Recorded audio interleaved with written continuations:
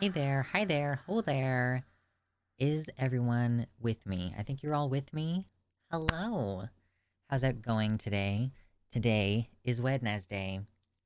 I am not having the most best of Wednesdays. Of all the Wednesdays I've ever had, this is probably not going to break the top 100, but I'm alive, so no major complaints really at the end of the day.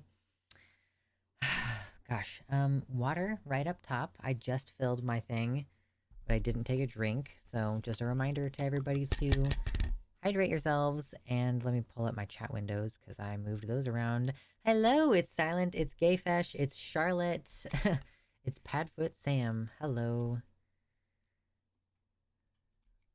Whoa, I always forget that this thing has an initial, like, it sprays me in the face every time I open it thing. Does lemonade count? Lemonade is, hydrating for sure. This is lemon water. And like lemon water and lemonade are on a spectrum. It is water-based, as a matter of fact. Oh gosh, y'all. It's been a crazy week. Like, listen, I saw you all on Sunday, which was only like 3 days ago. And I feel like so much news has occurred in the last couple days. Like, oh my god, guys. Whew. It's been a rough one. Just a little bit sweeter, true. I don't add any sugar to my lemon water. Not a big sugar in my lemon water fan.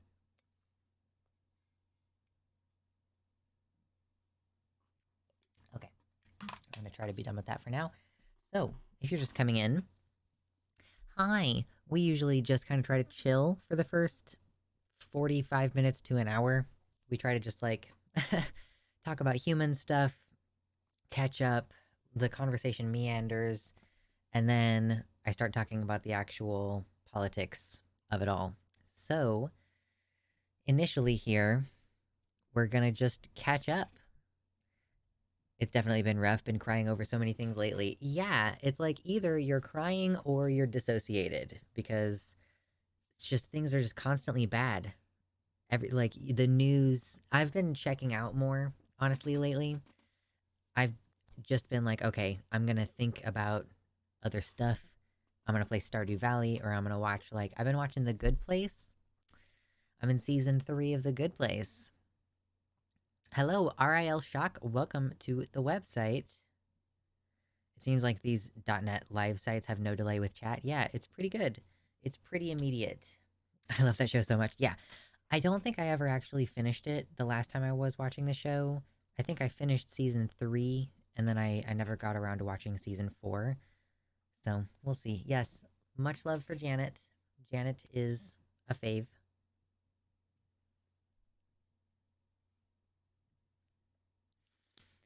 Oh, goodness gracious.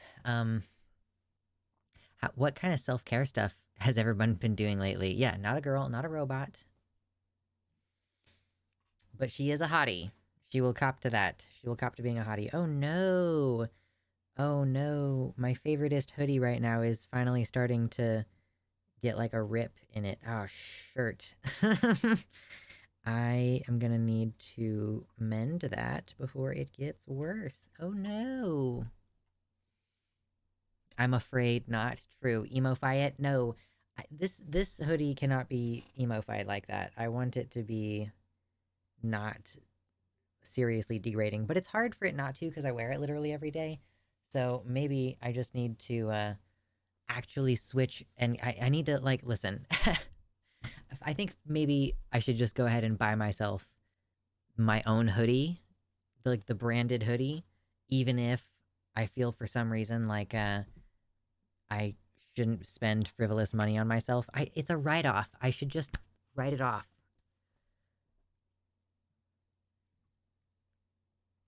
Hey, that's good news, Yoga Dad. Went to the doctor today, got some blood tests done to see if I have any underlying conditions as to why I cannot gain weight like a normal person. Been wanting this since I was a kid. High five. I hope that you get some easy answers. Although it's unlikely, I still hope for you that you get easy answers. Oh, gosh. So, yeah, I've been just trying to take more time, like, to chill and also to acknowledge my accomplishments. Like, I will say, high five to me this week. I did successfully manage to do all of the editing, thumbnails, titles, like SEO, and shorts, and the shorts titles and SEO for the videos that we made on Sunday during the show. Because we always chat here and we cover the topics, and then I take the topics that we covered here and I chop them into digestible segments for the channel. So I got all of that work done on Monday, and that freed me up yesterday and today to focus on other things that I needed to get done. It allowed me to take a little bit more downtime as opposed to spending like 3 solid days, like, just stressing about editing and Photoshop and all that junk. So I am getting really fucking good at my job, is what's happening here. After like 2 years of doing it, it's like, I'm so goddamn good at it. What is up, Ms. Allenweir? Alenweir. Alenweir? I am not going to try to pronounce that another time. So, yeah, taking that time to just clock out mentally in between the bursts of bad news and activity. And like, I still have been checking in a bit here and there with the news. You fell for my trap card. Fair enough. So, yeah. I've just been checking in a little bit with the news. And then today I spent a while perusing the news and looking on Twitter and being like, okay, what should we actually talk about today? And I still don't have like the clearest idea of what we're going to talk about today. I have a broad concept of what I want to talk about today. There's the obvious one of the young Air Force member self-immolating. That's definitely hard to ignore story. And there's a couple anti-trans law updates that might be significant to talk about. And I had like maybe one other thing on my mind. What else was on my mind? Oh, of course, there's the stupid discourse over who's allowed to say rest in power, because people are saying rest in power about Aaron Bushnell. As always with the anti-trans laws, one of them might be a good news. I think one of them was a good news one. Yeah, it's a discourse. Did you see the fallout between Taylor Lorenz and the trans community on Blue Sky? I did not see, I don't think that all specifically. I did follow a link from Blue Sky over to Mastodon where someone was talking about why Taylor Lorenz got fired from the New York Times, but I don't know what else happened on Blue Sky.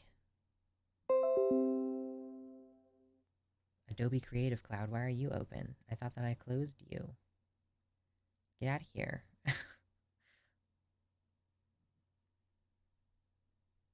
There's been another James Somerton video. There has. I wasn't sure if I wanted to watch it. I guess I could gauge your guys' interest. Like, do you guys want us to react to the James Somerton video? What's up, Mama Mephistopheles? Sorry I'm late. I was finishing cardio day. No worries. I ended up cutting my planned cardio session short yesterday because... Ooh, so here's a fun thing. The APA statement is good news. Okay, I hadn't heard about the APA statement. Or maybe, did someone just post about that in the Discord server? Or where did I just see that? Yeah, someone just posted it in the Discord. Thank you so much for posting those links. I'm gonna get those together today. Here we go. And there's chat. Whoa, Charlotte, thank you so much. Yeah, I have Aaron Reed's article open. Thank you so much, Charlotte, for the 69.69. Nice. For the for the Frayed Knot Sweater Fund. Hearts. I missed the return stream, but still super grateful to you always showing up here, also at the Takis and on the line. Yeah. I love going on Takis. It is so fun. And the only thing that I wish is it would be different is that I would like one time to be on with Katie, because I think Katie is pretty fun. And I've never talked to her before, so that would be good. But seriously, thank you, Charlotte, for the 69.69. That's always a great way to start the stream. I just heard another dono come in. Hold on. Where's my notifications on that? Shellbell. Okay, well. Shellbell coming in with a $30.31. Rounded up. Winky face. Okay, well, now we've hit the donation goal. Look at that. Number go immediately all the way up. Brrr. Well, that means that I have to show off my body right at the beginning of the show. That number is less comedy, but wowie zowie. It's true. Yes. Thank you. Thank you so much. Hearts. Um, Mama has a 4.75 miles in 60 minutes. On what are you on? Are you on the elliptical? Where do you do your cardio? So I will say, in the spirit of showing off my progress, I haven't been doing any like upper bodies. How do you join the cool kids chat? It's the top link in the description of the video. It's my website, luxander.net/live. Do I mayo side myself now or wait until Sunday to get us more flexes? I mean, we could always hit 200. I'll do it again at 200. Do the elliptical. It doesn't make me sore like the treadmill does. I do the stationary bike is what I've started to do. So just so that you're for your guys' frame of reference, I had been flexing last year on account of I was working out my upper body, right? So I haven't really been working out my upper body. I still have some definition from when I was doing it, but it is going away because I'm not focusing on my definition right now. Like, I was getting bigger. These muscles behind here, my shoulders were getting bigger, my triceps were getting bigger, but they're starting to get smaller because now I'm working on cardio, and in working on cardio, I'm doing the stationary bike. So it's like, I don't, here, how much of me fits in the frame? How much of me even fits in the frame? The impressive thing that I'm working on right now is the ass, because I am bicycling. Like, so it's the hips, it's the ass. I'm actually trying to like lose some inches, but the ass is gonna be just so tight and refined. So that's my progress. That's my flex progress. Ugh. So I will get back to working my upper body again, but probably gonna wait until after I get to my intended, like my target weight. Ugh. So trying to get down to a specific number, and then I'll start putting on muscle weight again. It's gonna be fun. I'm excited. So, to share a little bit about my cardio stuff right now and like suggestions that I might make. 38 viewers, 21 likes. Can we get a couple of more likes? Can we get a couple more likes? Pump up those numbers. It's free. It's a great way to show your appreciation for the show, and it immediately helps. Okay, so I bought this. This is a heart rate monitor that it has a strap. I don't have the strap right now because I washed it and it's hanging to dry, but it goes on a strap and you strap it like around your chest, under your pecs, essentially. And it's super accurate because it is basically, I think, detecting the electrical current or something along those lines. Yeah, you have to always wash your strap. Always, always, always. So I got this, and then I got an app on my phone that can connect with this thing, and I basically click start on the workout. I tell it what workout I'm doing, which is indoor cycling, and it keeps track of my heart rate throughout the workout. And you're supposed to be in like a certain target range for moderate and high intensity workouts, and like it takes your info about your weight and your age, and it tells you what the appropriate heart rate is for you to be in. So very useful cardio. Yeah, Bike Messenger I could see making you have pretty intense thigh muscles. Working at a computer, not so much. My legs were ripped. Oh. Yep. So I am inadvertently working out my legs and glutes on the stationary bike. But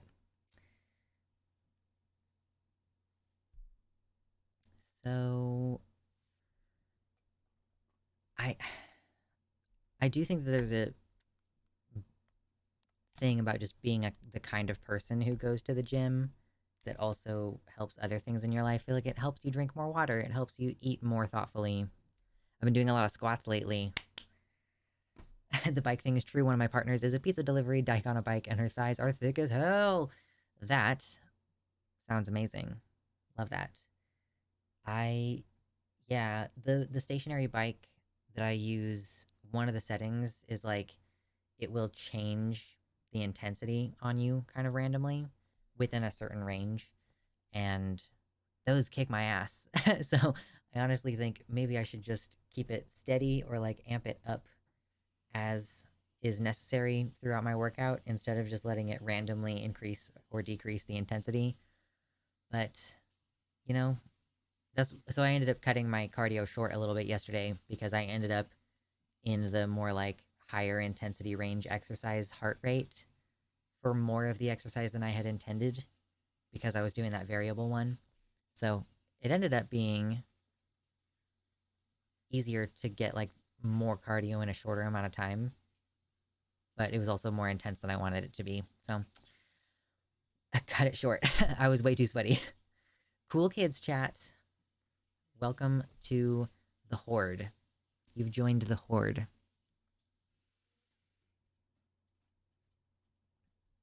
Feels so badass carrying 20 large pizzas on your handlebars.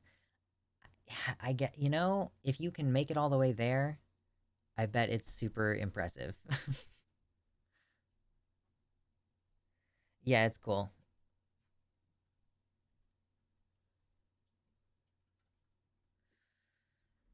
So we've got, uh, God bless Erin in the morn. She's got all kinds of crazy good shit.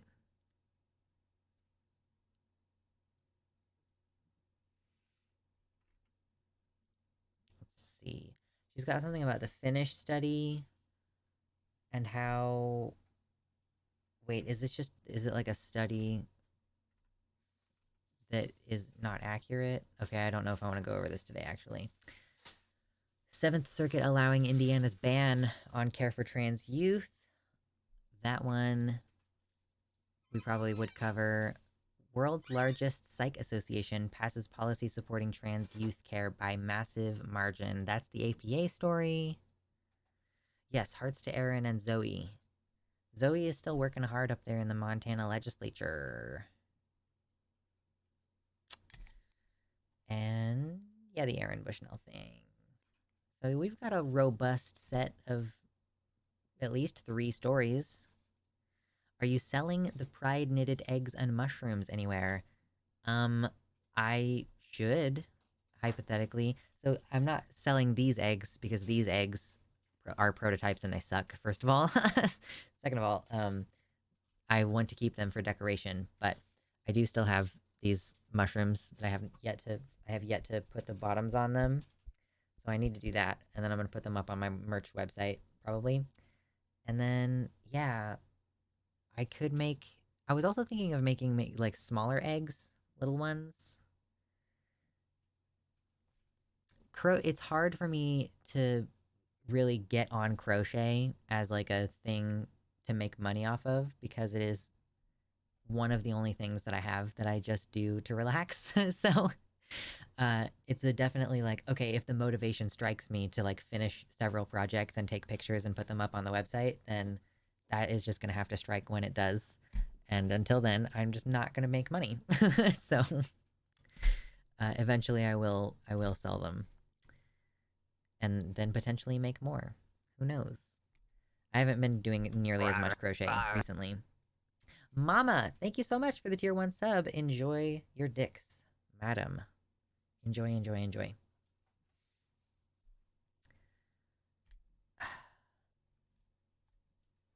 Anyone taking up any new hobbies this year? I know that this is like 2.5 months late, or like almost 2 months late as far as resolutions go, but I don't really do resolutions at that time. I just periodically am like, check in. How are we doing? Greened myself.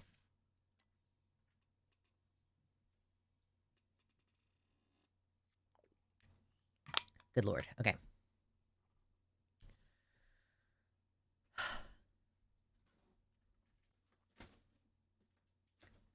I also love the Pepe frog. I know that Pepe is contentious now because so many racist people were using Pepe as like a way to do a little virtue signal to each other. But I firmly believe that you should not let Nazis steal artwork. Like, Pepe belongs to a dude who made him, so it seems like kind of uncool to let him become a symbol for hate when he was always just supposed to be a chill guy. This is not a new hobby by any stretch, but I'm re-picking up photography in a serious way, turning out prints and getting a portfolio together. So warm being surrounded by my art again. That's awesome. I'm so glad to hear. Yeah, crochet was not a new hobby for me when I got back into it recently, but it was, I had never gotten into it intensely before. Excuse me.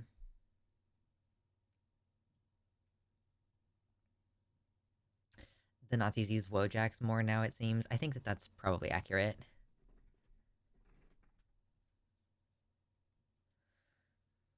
Currently waiting for stories like US leads call to ceasefire in Gaza and trans human rights protections enshrined nationally. Shit like that. Yeah, don't hold your breath, Charlotte. Don't hold your breath if you're going to be waiting for that for a while.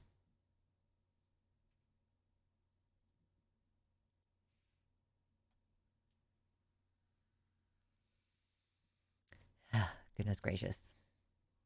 I slept like absolute ass last night, guys. Like, I wasn't really paying attention.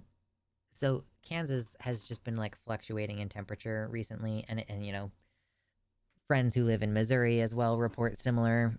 Like, it's been really unseasonably warm, and then yesterday, basically, it got super cold again, and I didn't think about it before I went to bed, and it was like 64 when I woke up in the middle of the night to turn on the heater. Like, I slept like ass because I just kept waking up from being cold. I literally just shaved my head yesterday. So I'm like, we've got like a fan blowing to keep the air moving and like provide white noise. So I'm like, I'm getting this like cold air blown directly onto my bare scalp. So I spent a lot of the evening like trying to keep my face uncovered and cover my head. It was not the most fun of times. So I am a sleepy boy today. I'm trying to bring the energy, trying to bring the positivity anyway. South Dakota 2, we were wearing tanks and shorts on Monday, then below freezing yesterday. Right. Yeah, unseasonably warm. But don't worry though, because by the end of the week or by the weekend, it's going to be in the 70s again. So don't worry. One extra day of winter. Well, a lot of the time we do end up having a snow happen at the end of March. So I'm not holding my breath that winter is over, but Padfoot Sam says 72 yesterday and 22 today with snow. Right. Like, so, yeah, for if there's any folks across the pond, like, it's been, let's say yesterday, it was in the 70s, like 75 or something. And in Celsius, that's like 24, 25 degrees, something like that. April snowstorms happen here all the time. I don't know that we usually get them in April, but certainly in March. What's up, Violet? Haven't had a proper winter in Boston since 2015-ish when we had snowpocalypse. It did snow a bit this winter here in Kansas, just not very much.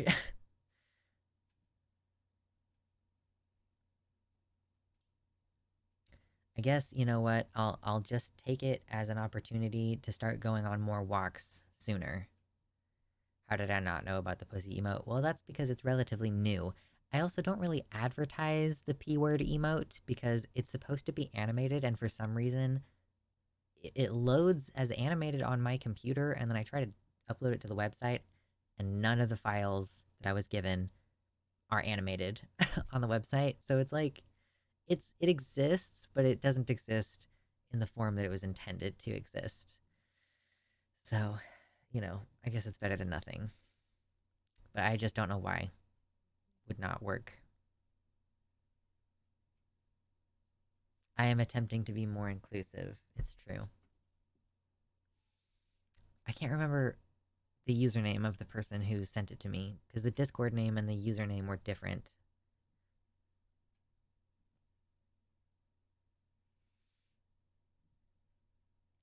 IMO, the co-opting of Pepe and Wojak failed. Like, they're so mainstream that the fascist shit just gets drowned out. I mean, that's kind of the thing. They aren't niche enough, I don't think. No more misogyny in my chat. No more misogyny. I promise. I promise. No more misogyny.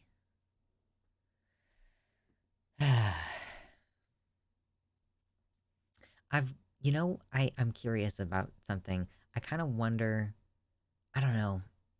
I don't know if it matters because the thumbnails are what they are, but I sometimes wonder if, like, presenting feminine versus masculine will increase or decrease the views on the channel. No worries. I'm just gonna call you Alan. Um, no worries, Ms. Allen. Psyched to be part of Cool Chat. Thank you for joining. We'll see you next time. Liam says that he's been making more veggies and hummus baba ganoush for meal prep. I feel like I'm getting really, really close to something like meal prep. Like, I think that I'm getting really close to that. I'm getting to a place where I have my schedule figured out and I managed to get the work done when I need it to be done, and I'm adding things kind of one thing at a time to that schedule. And I'm getting very close, I think. I already go to the store regularly, like at least once a week, usually once a week, and I cook dinner like usually 5 out of 7 nights a week, and I think I'm really, really close to just being way more organized about that process. I started eating bananas to stop leg cramps. Wear a fake mustache and brush it constantly so you can steal all of Vush's audience. Just gonna absorb all of his Voshites. Those are for me now. Oh jeez. Can I get some gender affirming misogyny? Make me a sandwich, Mama Mephistopheles. Get out of my video game culture. I bet you don't even know any Leonard Skinner songs. There you go. Some gender affirming misogyny for you.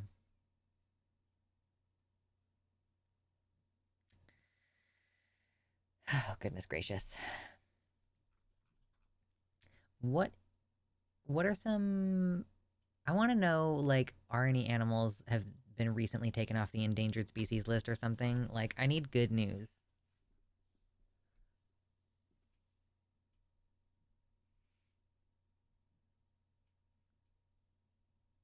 Go watch Barbie. I've seen Barbie. I liked Barbie. I thought it was really good. Very much enjoyed it. There's a couple good news on the Discord. I'm like, yeah. Czech lawmakers approve more rights for same-sex couples, not just marriage. Oh, just not marriage. Oh, well, that's kind of a bummer.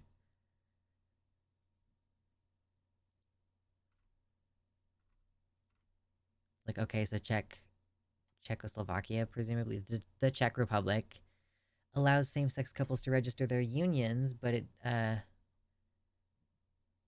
does not usually allow them to adopt children jointly, own property together, or receive widows' and widowers' pensions.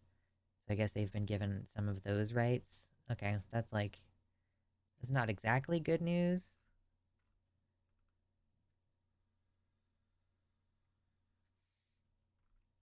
Yeah, the APA thing is good news, but that's like one of our main stories for today. So I don't want to get into it to start.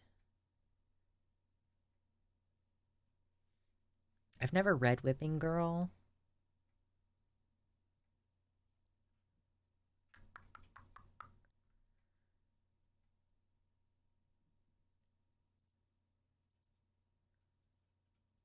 I also always accidentally say Czechoslovakia first. Yeah, Czechoslovakia is just very fun to say. I'm just glad Julia Serrano is still going strong. Absolutely.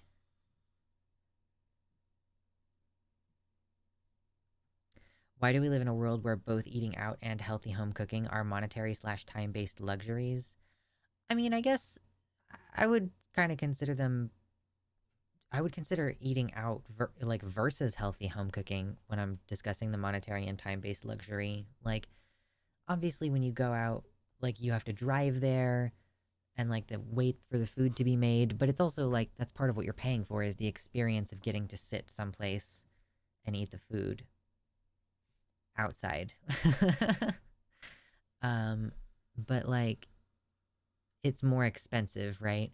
Whereas cooking at home often is very time consuming and like I mean, considering that you are shopping for the food, you're thinking about the plan for the food, then you have to actually cook and then you have to clean up after. Like you are spending a lot of time in order to save a good chunk of money. And like listen, it's not an amount of money to scoff at nowadays. Like there is a reason why I primarily cook and don't like we don't eat out that much is because we have plans for the future that involve needing to save money and I have the ability to contribute my labor and it also is healthier. There's a reason why food tastes so amazing at restaurants is because they put like a shit ton of butter and like extra flour to thicken things and you know so it's good just having the option to cook things like, okay, I'm gonna roast this instead of frying this so that it's gonna have less oil in it or whatever, like whatever the case may be. And we get a nice variety of food. I think if you're eating out a lot, then you're gonna end up eating a lot of the same stuff.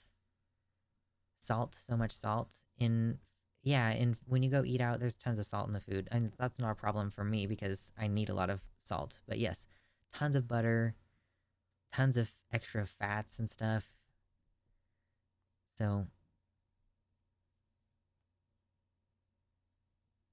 cooking at home usually isn't accessible to people like full-time health workers. Oh yeah, no, for sure. Like the reason why I can do it is because my job is like easier on me than someone who's working like a full-time very physically demanding job. Like yeah, full-time health workers, trade workers, it's I do kind of believe in quote unquote the dynamic of having one person primarily doing the home stuff versus like one person primarily making the money because it's just like it just makes sense to distribute labor in that way like the thing is that most people can't afford that and nowadays what you have is two people who have to work full-time or more than full-time and everybody's exhausted and resentful of each other for not taking care of you know your half of the deal or whatever, quote unquote. Like,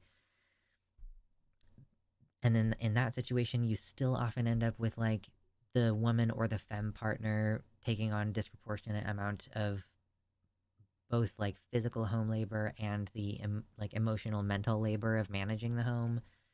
So yeah, it just makes more sense to have one person focusing on one thing, in my opinion. And for me, I split my attention almost like they're two part-time jobs. Like I definitely could do better at managing the home, but that's because I have a job where I make money. And I could do more with my job potentially, but I use that other time to keep my house in order and to keep myself sane so that I can continue doing both of those jobs.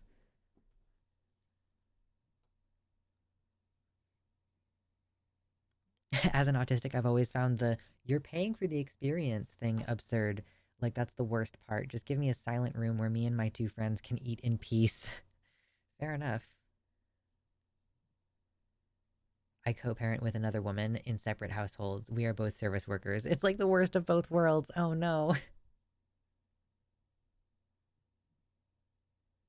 I had pancakes earlier that I only needed to put in the microwave for 2 minutes. That's how little I will cook. Got some frozen microwaves. I'm eating Arby's right now. I am not perfect. Listen, I love Arby's. I don't eat it very often, but sometimes I'll be driving past one and I'm like, I really want one of those sandwiches. Doesn't happen very often, but sometimes.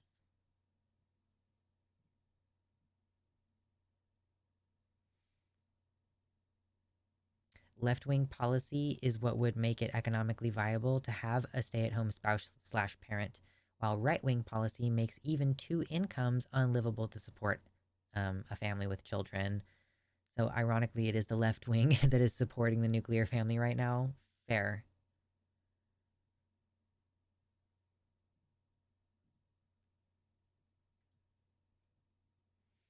It was convenience for me. I'm at work with my BB. There is an Arby's across the street. Your crochet trans egg is amazing. Thank you. I think it's pretty adorable. There's two of them. People are requesting that I make more of them and put them on my website, and I'm thinking about it. I'm certainly thinking about it. Oh gosh. I am so dry today. I don't know what the problem is. So very dry. Yeah, there's two of them. They're cuties. They're quite adorable.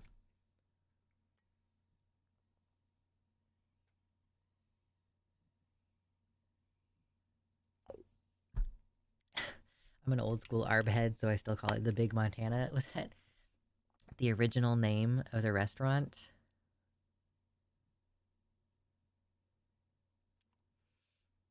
Shellbell says, it's called an atomic family for a reason. There's only two genders, protons and electrons.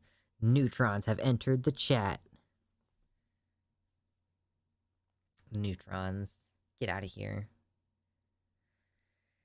And let's not even talk about quarks, okay? Don't even get me started on quarks.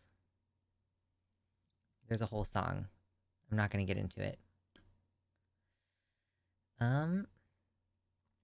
If I were to start a channel in the Discord server specifically for people to post either delicious food, cooking videos, recipes, pictures, and or pictures of your animals, would you all contribute to that for a stream segment where we react to both of those different kinds of content?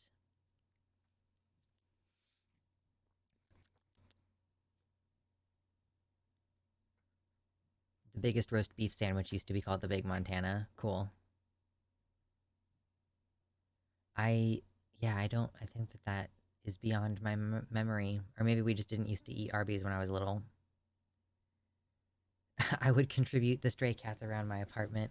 Making friends with street cats is such a great way to spend your time. I mean, neighborhood cats.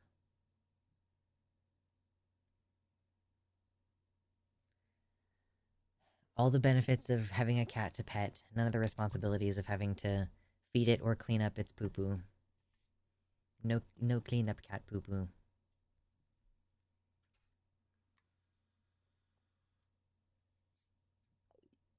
Okay, so people are open to the idea of doing this kind of segment. Cool.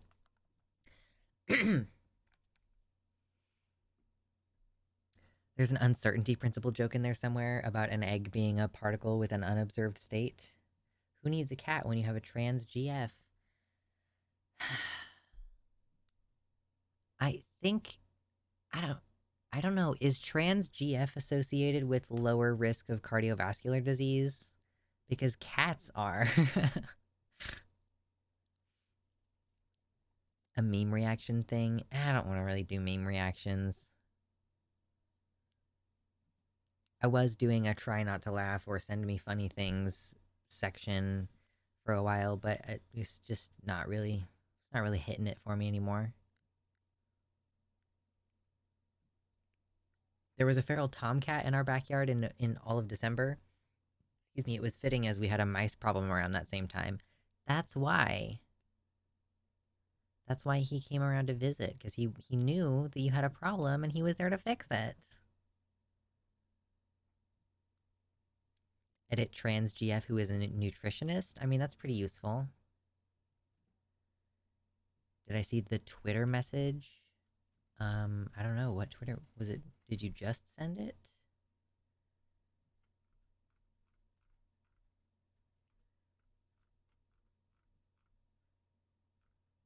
I don't know if I've seen the Twitter message to which you are referring. Or hold on. It was when did you just post it? Okay, let me see.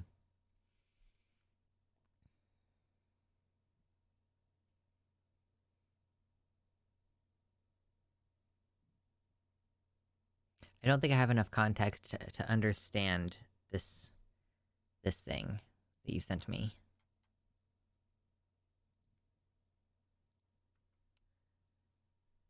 Estrogen does bring us in line with cis women's risk of heart disease, which is lower than cis men's. Um, I thought that that was actually the other way around.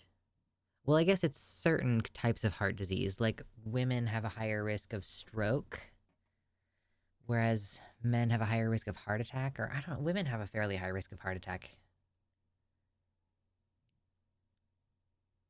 But no, I meant like, having a trans GF around, if you yourself are not on estrogen, or if, I don't know, whatever, but like if you are giving love and attention to your cat, like the presence of the cat is corresponded with lower cardiovascular event. Someone literally fell in love with an AI chatbot that was trained on a YouTuber, and then they sent a love letter to that YouTuber saying that they want to date her, aka literally a story from the anime Chobits, but IRL. Oh my god, no.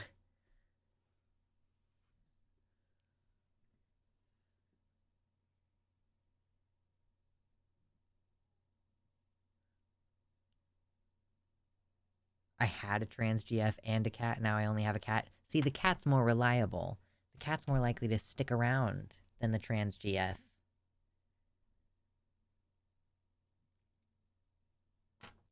If anything, a trans GF will raise your blood pressure. Source have been a trans GF. It's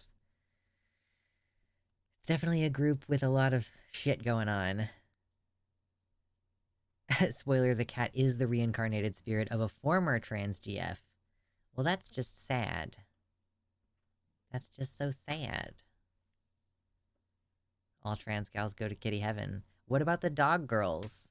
No love for the dog girls? What about the bunnies?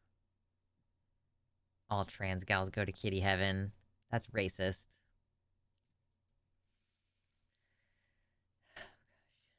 They can go to more than one heaven.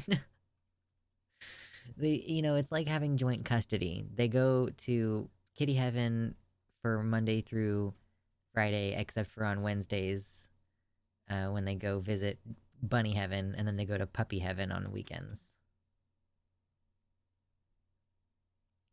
Puppy girls out here seething. Oh, jeez.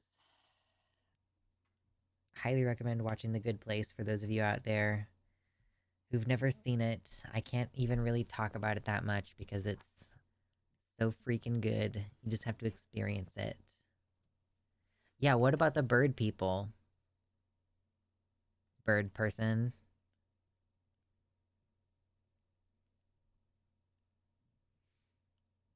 Christian right wingers. There are only two afterlives, heaven and hell. Trans people. Hold my beer. Yeah, we're inventing so many new afterlives. You think that you thought it was annoying when we wouldn't stop making up more than two genders. How about more than two afterlives, motherfucker? Yeah, you can be reincarnated as a crow. Bird people, we give you a sky funeral, and then you can be reincarnated as your favorite bird.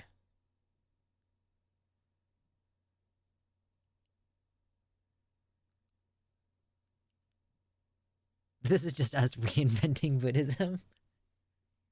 No, and my thing is different.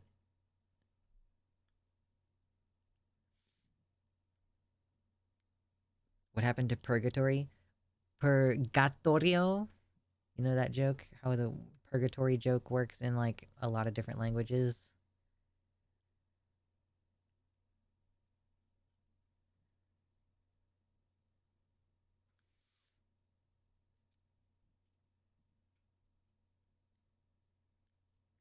purgatory is like the waiting room while they decide if you've done enough Jesus stuff.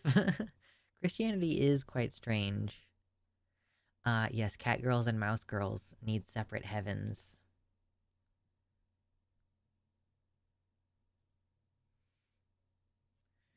Oh, religion. Oh, afterlives. You know, it's great. My lack of belief in an afterlife is like the reason why I am not freaked out about death. Because I'm like, if I die, that's not my problem. I'm not going to be aware anymore. It makes it so much easier. It's not like it's not like I want to die. I very much don't want to die. But like when I get freaked out and I'm having a panic attack and I can't fall asleep because I feel like falling asleep probably feels the same as dying, um, I just go, you know what? Even if I do die in my sleep, that's not my problem. What? That's like the dream to die in your sleep. Purgatory is a Catholic doctrine. Protestants don't generally believe in it. Okay.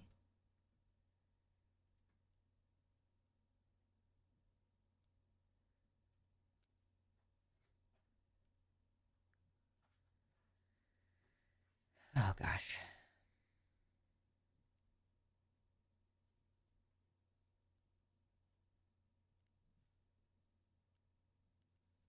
Hello, Kelsey in the YouTube chat.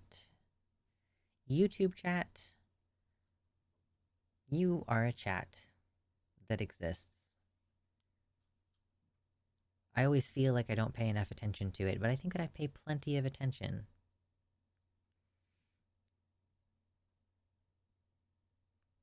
Lux gang for life. Lux gang for life. Okay, we're gonna need to switch gears soon to start talking about the actual news. What should we talk about first? Lordy, yeah, you are the chat of all time. My dad passed away in his sleep. Like he always said though, born into this world screaming and leaving in peace. That's the dream. I chat, therefore I am.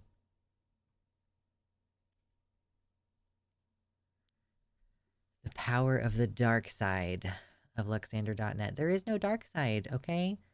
Luxander.net is only a good place, only a positive place full of love and happiness and rainbows. And occasionally Care Bears. Okay? Don't say any bad things about my website, chat. It's perfect.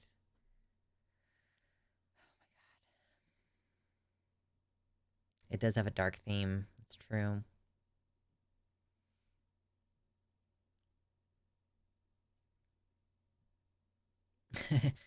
Oh, geez, Violet. I didn't even realize that there could be such a thing as dark mode really bothering someone. But yeah, there are people who deliberately use the light mode, not just because it's the default, but because they actually can see better. I just think that that's wild. Don't understand. I'd like to die peacefully in my sleep like my grandpa, not screaming like the passengers in his car. That's a good joke. That's a really good joke. I appreciated that one. People who use light mode are a different species. I don't even think we can be friends. Like, what if you tried to show me something on your phone and it just blinds me? I know that there are people who are actually, like, nearly blind, so they use the light theme for that reason.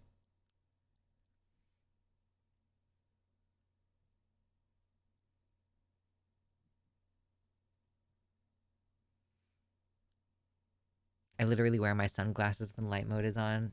I can't. What does that say, Gerald?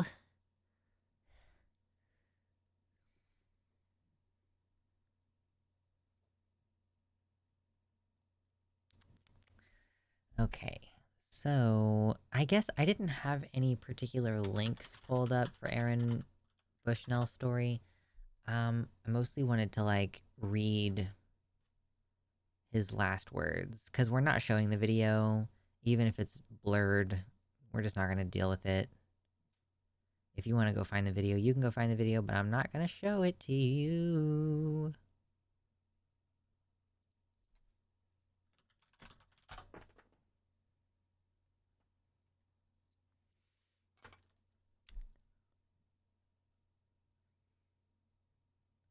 Everybody, since I had a difficult therapy day today, why don't you all post your favorite emojis in the chat? I just want like an emoji spam for like a good solid 10 seconds. Just nothing but emojis. Ah. What's up, Kodiak? We love to see it. Look at all those emojis. Both of the chats participating. Wowee. Yeah, therapy at 8:30 in the morning is a rough way to start the day sometimes. The nose animation? What nose animation? Oh my god, there's a little honk honk on the clown guy face. Oh no, I didn't realize that. I didn't notice that before. That combo came out of nowhere. Squid.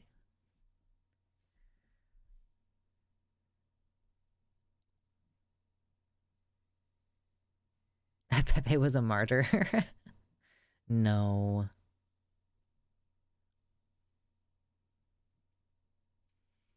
Look at that. That's an entire wall of emojis. I appreciate you guys really showing up. You really showed up for that request. Thank you very much. It is cheering me up. It's quite good. Fairy Snake Moon. I do not know what you're trying to communicate there.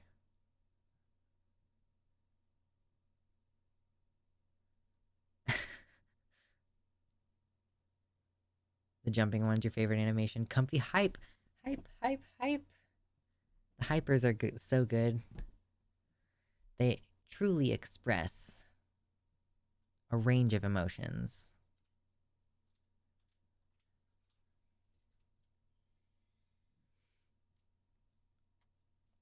Okay. No, stop, stop, stop. Why? No, go away. So many pop-ups on these websites.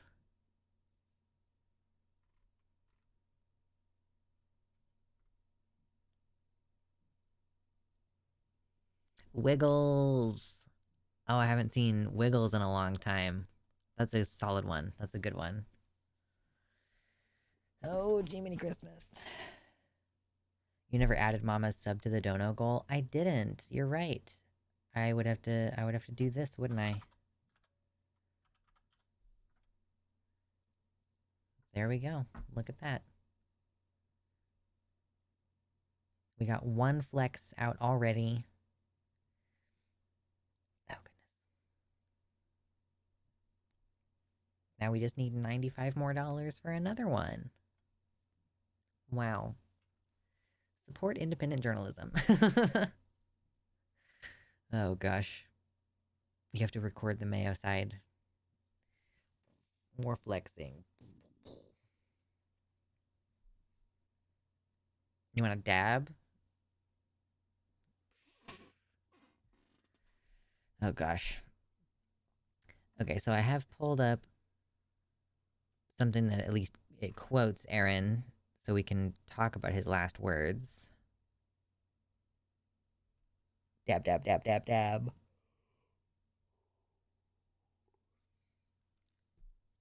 Oh, yeah, Jay, we will talk about that momentarily. Like, when we get into talking about his story, the fact that people are calling it mental illness, like, no. No, no, no, no, no.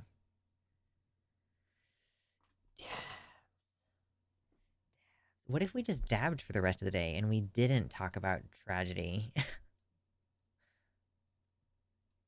Hey, listen, we just crossed 50 likes though, so thank you for that. Thank you so much. I got my little reward, my little pat on the head for doing a good job of being an entertainer, I guess. Entertaining people. So, okay, so we have the Aaron Bushnell thing. We have the American Psychiatric Association. Sorry, the American Psychological Association. The American Psychiatric Association is the one that is not legitimate. I'm down to dab, DTD.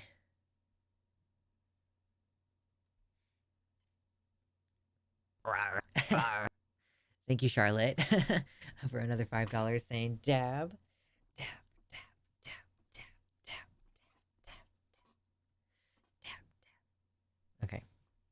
Ooh, those are tears of joy. Well, thanks so much. Number go up. Brr. Love to see it. We love to see it. Oh boy. Oh my gosh. I'm so bummed out. I'm so bummed by the news.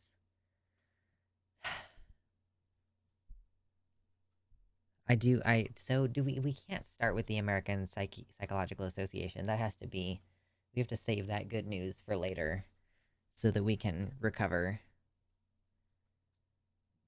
You can set your pronouns on the website. It shows as she, her for me, yeah. Charlotte is she, her.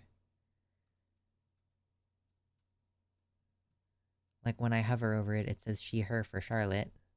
Violet says she/they. You can set your pronouns on the website. Crazy.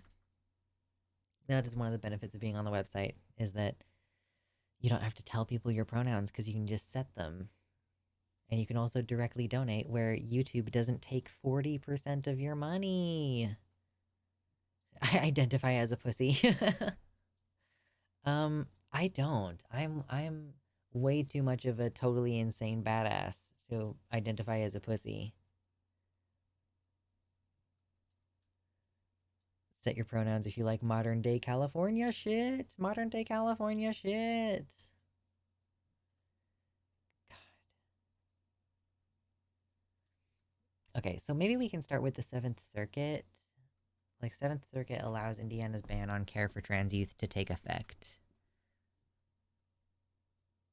Oh gosh. Aaron Bushnell's MOS. What does MOS stand for? It was classified. What is it, like his memo? He knew disturbing things on top of the stuff we already don't like. It says a lot, the location, and who he was when he did that. Rip. Oh yeah, sure. Job title, MOS. Okay.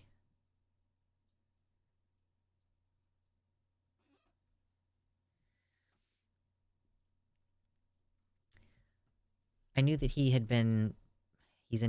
was like being sent over there. The Air Force was being sent over there, so I guess he knew about the operations probably and didn't want to take part. But like, I I think that there's like certain procedures that you have to follow that are pretty difficult if you want to just basically drop out of the military. So I think that he decided to do his protest instead of that.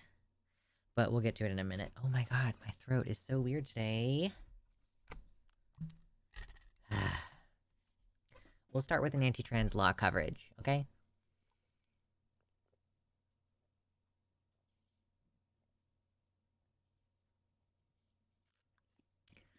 Okay, great. I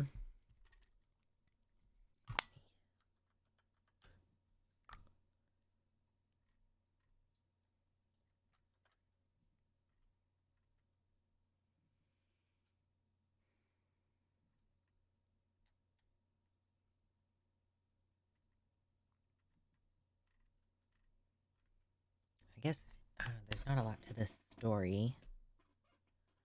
Where is the Seventh Circuit? Okay, well, it includes Chicago.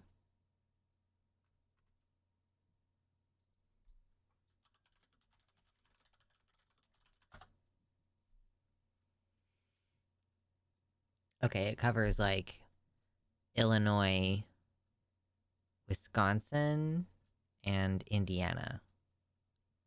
Cool. Have I mentioned that court titles are confusing AF? Are they? Hmm.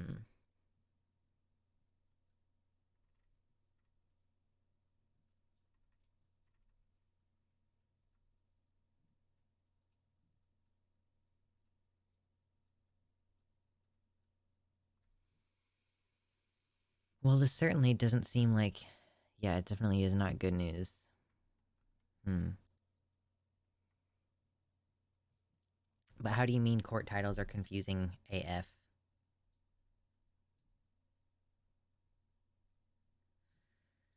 Good grief. Okay. Well, yeah, we'll save the good news for the end of the show. I'm not even sure. It's like, is there even enough to this for it to be a segment? I don't know. What the fuck is Seventh Circuit and relative to what? So the way that it kind of works in the US is you've got your usual courts that you go to for like child support and traffic tickets, and then there's like the state Supreme Court, and they decide things about the state constitutions and laws within the state. Excuse me. And then if you don't like a decision that was made at the state Supreme Court level, um, or otherwise at the state court level, you can appeal it, excuse me, to a higher court, but not the Supreme Court. Like there's a buffer layer between the Supreme Court and the state courts, and those are the circuit court of appeals, circuit courts of appeal. Like you appeal your case up to a higher court, and so it's circuit whatever, because there's like it'll be like this chunk of states and this chunk of states and this chunk of states, that like one court covers all of the appeals cases in those 3 or 4 states or however big it is. And yeah, then if you don't like a decision from the appellate court, then you would appeal it up to the Supreme Court of the United States of America. So that's how it works here.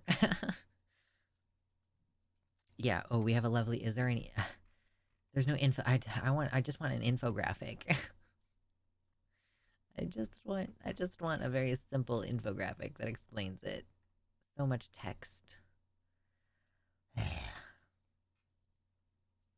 yeah, so the Seventh Circuit Court of Appeals. So this law, yeah, I guess this was Indiana's law originally. So it's being heard in the Seventh Circuit Court of Appeals, which includes Indiana, Illinois, and Wisconsin.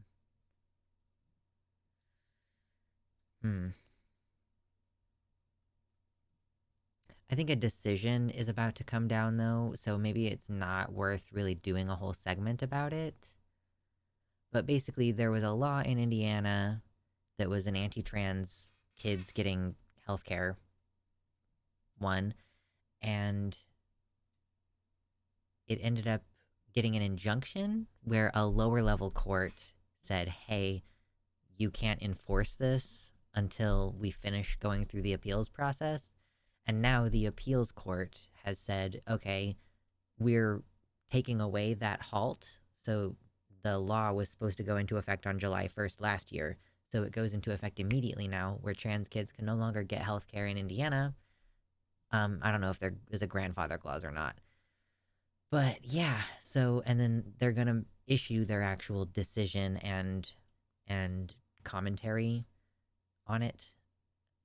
The opinion, I guess, is what that's called. So they'll issue an actual decision and opinion in the case later. But I think if they have gone ahead and removed the injunction that the lower court put in place, then probably this appeals court is about to issue the judgment that Indiana's law is constitutional according to them, which means that this is a trans youth care ban that will be one step away from being seen at the Supreme Court. Was it like anyone under 18? Did it include social transition in some way? I don't know what the original law was. Let's see, does this even link to the original law? No. I don't know. But it was a gender affirming care ban. The lawsuit was brought by 4 trans youth and their families. The law prohibits medical providers from providing gender affirming healthcare to trans youth, effective immediately. Yeah, so this is just there are a number of these laws that are gradually working their way up to the Supreme Court. I know, I am biting my nails waiting for the day that one of these hits the SCOTUS. Like, what is gonna, like, I don't know how they're gonna do it. Like, how? What is gonna happen? Stress, stress, stress. So I guess we technically don't have 3 full stories, because I don't really think that I need to go into any more detail about that. So we've got Aaron Bushnell and American Psychological Association. There's also been some more news about Next Benedict and like a video of them or of him talking about his experience and while he was at the hospital, and I just don't want to watch it, if I'm being completely honest. I don't really want to update that story with more information. I want to just not think about it that much. I'm pretty sure anyone under 18 can't medically transition in my state. Thankfully, like, I think Kansas was hearing an anti-trans care ban for youth, but we didn't end up passing it. But holy shit, dude. As long as Clarence Thomas is on SCOTUS, there is reason to be concerned. Take John Oliver's offer, Clarence Thomas. You'll make $1 million a year. Please get off the Supreme Court. Holy shit, dude, please. Kristi Noem, Notable Ghoul, is very much on the anti-trans train. I can't even keep track of all these people's names. Frustrating. There's so many of them. So many anti-trans weirdos. Strange.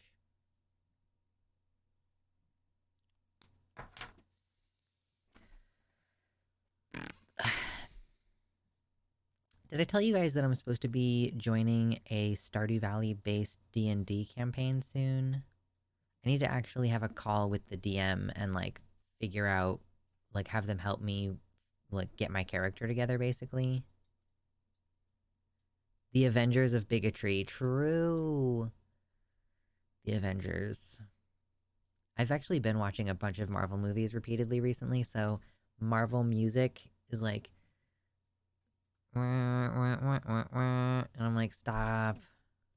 Marvel music. Some of the least inspired, like, movie composition.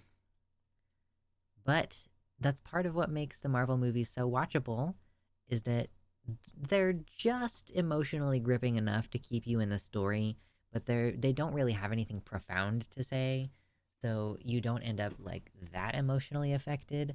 And the soundtrack reflects that. It's an action oriented, or, you know, lighthearted almost.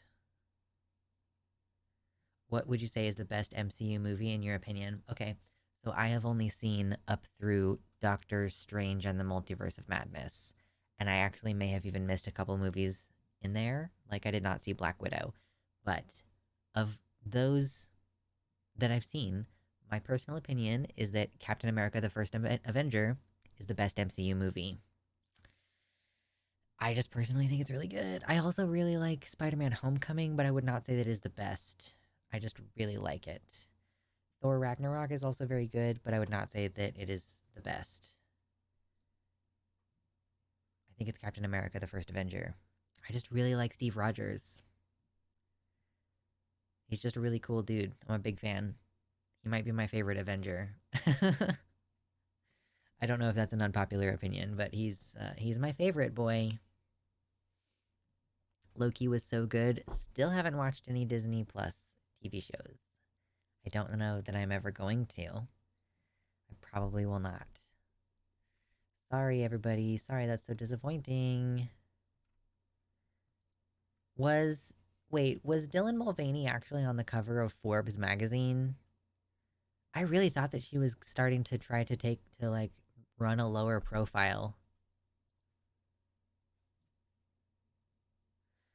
Kelsey says, I think I would go with the first Avengers movie because at the time it was a super unique idea and they delivered on it pretty well. That's fair. I don't know. The whole, like, CGI army thing at the end is just not, it doesn't really get me. Iron Man 1. Iron Man 1 is a strong movie. Oh man, it's a strong film. A lot of critics say that Iron Man 1 was the best. I mean, it was a horror movie. It had a horror movie element to it. It was like really gritty and gripping, and I think Tony Stark like was a strong choice with RDJ for establishing Robert Downey Jr. Holy fucking god. My brain is soup. It's soup. But yeah, Iron Man 1 is definitely a hardcore solid film. Just not my favorite, personally. Although I guess, yeah, like there is a difference between best MCU movie versus my favorite MCU movie. Best superhero movie in general from any genre. I do not have. Well, okay. I'm gonna say for nostalgia's sake, Batman and Robin, the one with Arnold Schwarzenegger and Uma Thurman. That one. I went to help a guest, then came back to MCU talk. Yeah, we're talking about MCU. I haven't seen Across the Spider-Verse. I still need to get out there and see it. Batman and Robin is so fucking campy. The nipples. It's the nipples for me. And the deeply comic inaccurate portrayal of Bane. Also pretty solid. Yeah, I still need to see Across the Spider-Verse.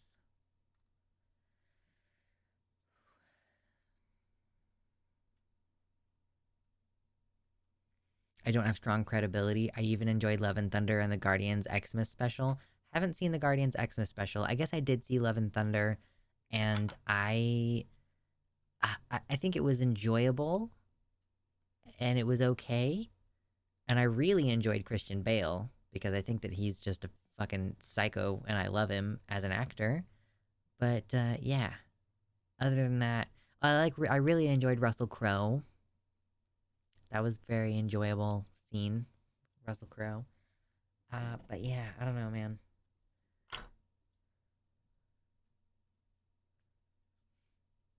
The actually great Marvel movies according to Silent: Iron Man, Guardians of the Galaxy 1 through 3, Captain America Winter Soldier, Thor Ragnarok. Yeah, Captain America Winter Soldier was okay. It was fine. Like, I don't. It was like good, I guess. I can't remember it really standing out to me when I watched it recently. But it was certainly a movie. I also still haven't seen MCU Guardians of the Galaxy 3. It's the fast food of cinema. It is. It's like I want to watch a show, but I don't know what show I want to watch, so I'll just put on Marvel movies. It's great. Civil War got me into the world building. Civil War is fine. Yeah. I'll sit there and watch all three Captain America movies back to back. They're, it's a nice little package deal.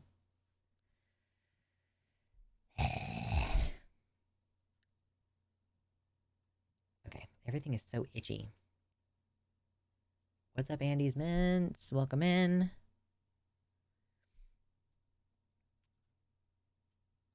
Winter Soldier's my favorite. First Avenger's pretty solid if you like World War II popcorn munchers with superheroes. I guess. Yeah, I don't know. I just like the character. Hello, Kitty Tick. We were out and about for the last 6 hours doing wedding shopping for tomorrow. So I'm late to chatting, but listening in the car. Listen, are you wedding tomorrow? Wedding shopping for tomorrow? Wedding tomorrow? Rehearsal tomorrow? Getting married tomorrow? Holy cow, congratulations. That sounds awesome. Hope you have a beautiful, fun day. I bet it's still chilly up there. Are you guys getting married indoors? Best anniversary? Getting married on your anniversary? I did that.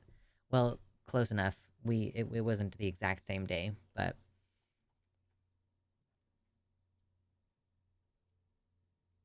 hell yeah. Getting married just a few months before you become parents. High fives.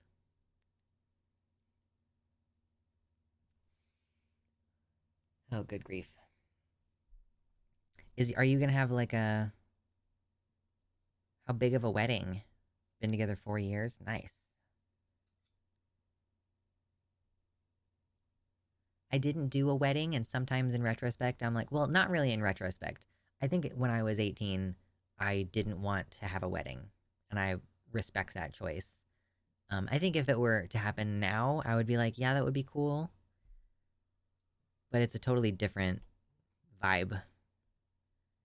I think a lot of other people also think of weddings differently than I do. I don't know, doesn't really matter. Only gonna have like 10 people, and our parents will be watching from my phone. Sounds good. Nice little intimate affair. Gonna have delicious food. I think I'm like, it's a wedding, it's a family gathering. I'm like, what food is there gonna be there? I just want a dress, flowers, food, and dancing. That's kind of what I think about it. Like, I think about those things,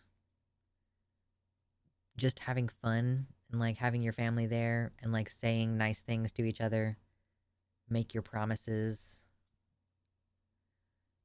dresses, shoes, cake, and everything. Even the license was about 800 bucks. That's not bad for a small like 10-person wedding. 800 bucks, honestly. 800 bucks for a party to celebrate your love. I feel like that is not a huge amount of money. People who spend like $20,000 on their weddings, what the fuck, dude? Like that's insane to me. I'm gonna be the kind of person like if I were to get married like that, if I were to have a wedding, I would end up like making some of the food myself and like probably doing a lot of the decorations myself. Maybe buying things to put together for the decorations, but I'm not gonna fucking hire like a flower person to put flower arrangements together. I am fully capable of going to Dollar General and buying some plastic flowers. I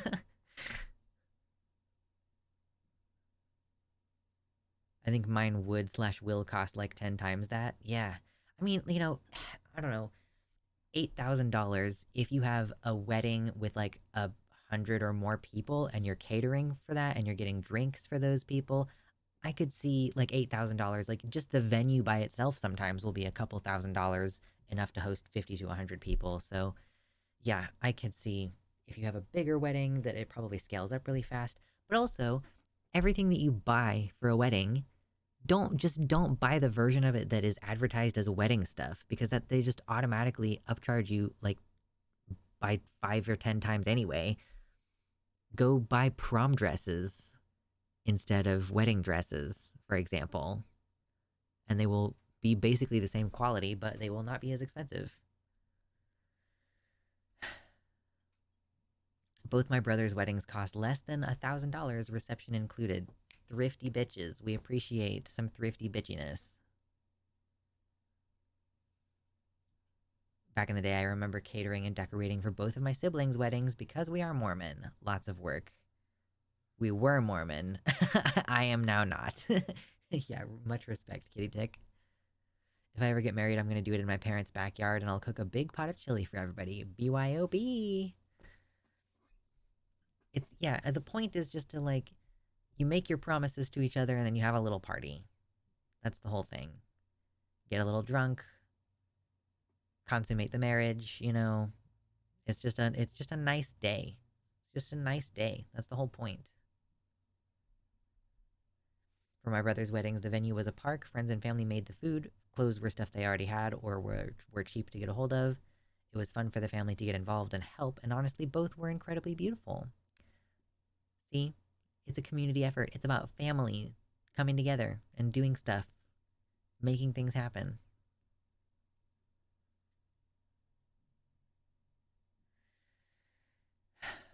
Good grief.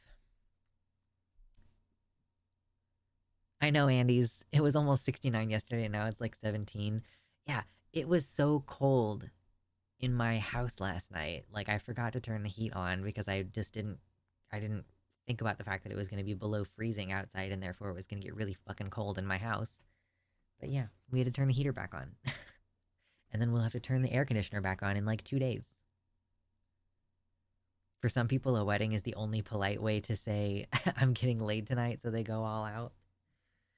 Oh, man. The other socially acceptable thing is once you're married, you can say, "Oh, we're trying to have a baby." That's the acceptable. It's a socially acceptable way to say that you're cream pieing your wife on the reg to her dad. Charlotte says wedding is about centering me in every way, selfish bitch that I want to be for just one day. You can be that if you want. That's not my personal set of values. That's like why we didn't have a wedding when we got married, was because I did not want to be the center of attention like that, because the bride is always the center of attention like that. And back then, like, I still hadn't been on testosterone. Like, yeah, I was a baby. Everyone's wedding is just the song "I Just Had Sex" by Akon. It's The Lonely Island featuring Akon.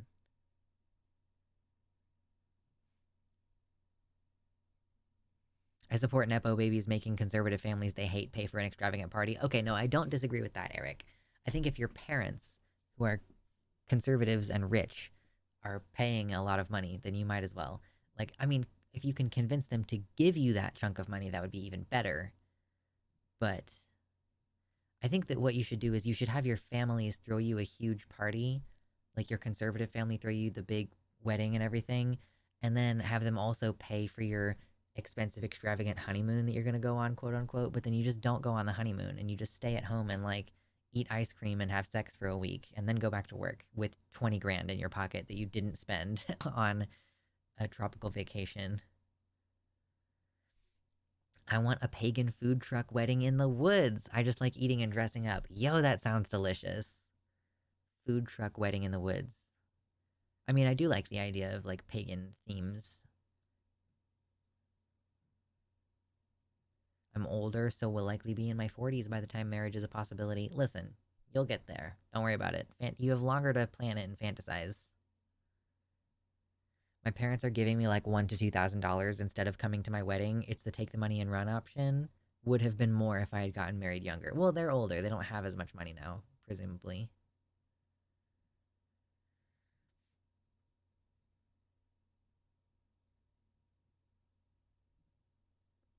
My partner's dad has done a lot to get the bigoted grandma to fund the grandkids' lives, who they then do good work redistributing the wealth.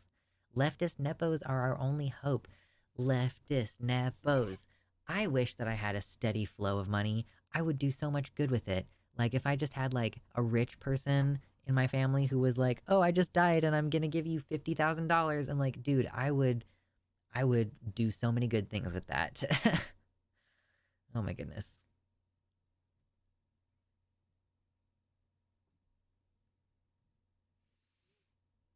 My dad retired on Monday. Yeah. Retirement. Fixed income.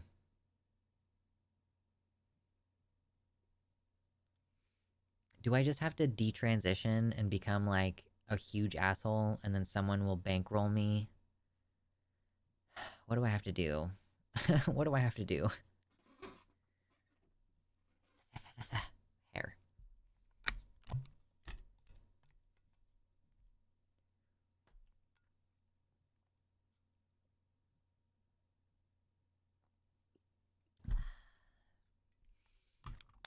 Yeah, becoming a detranscriptor for that sweet, sweet propaganda money.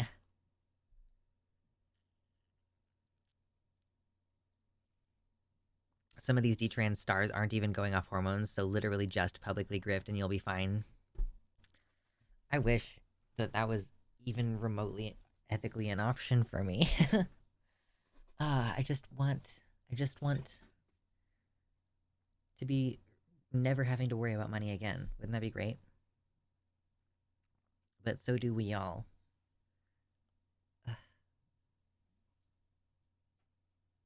Snap, crackle, pop. I am trying to become Rice Krispie treats.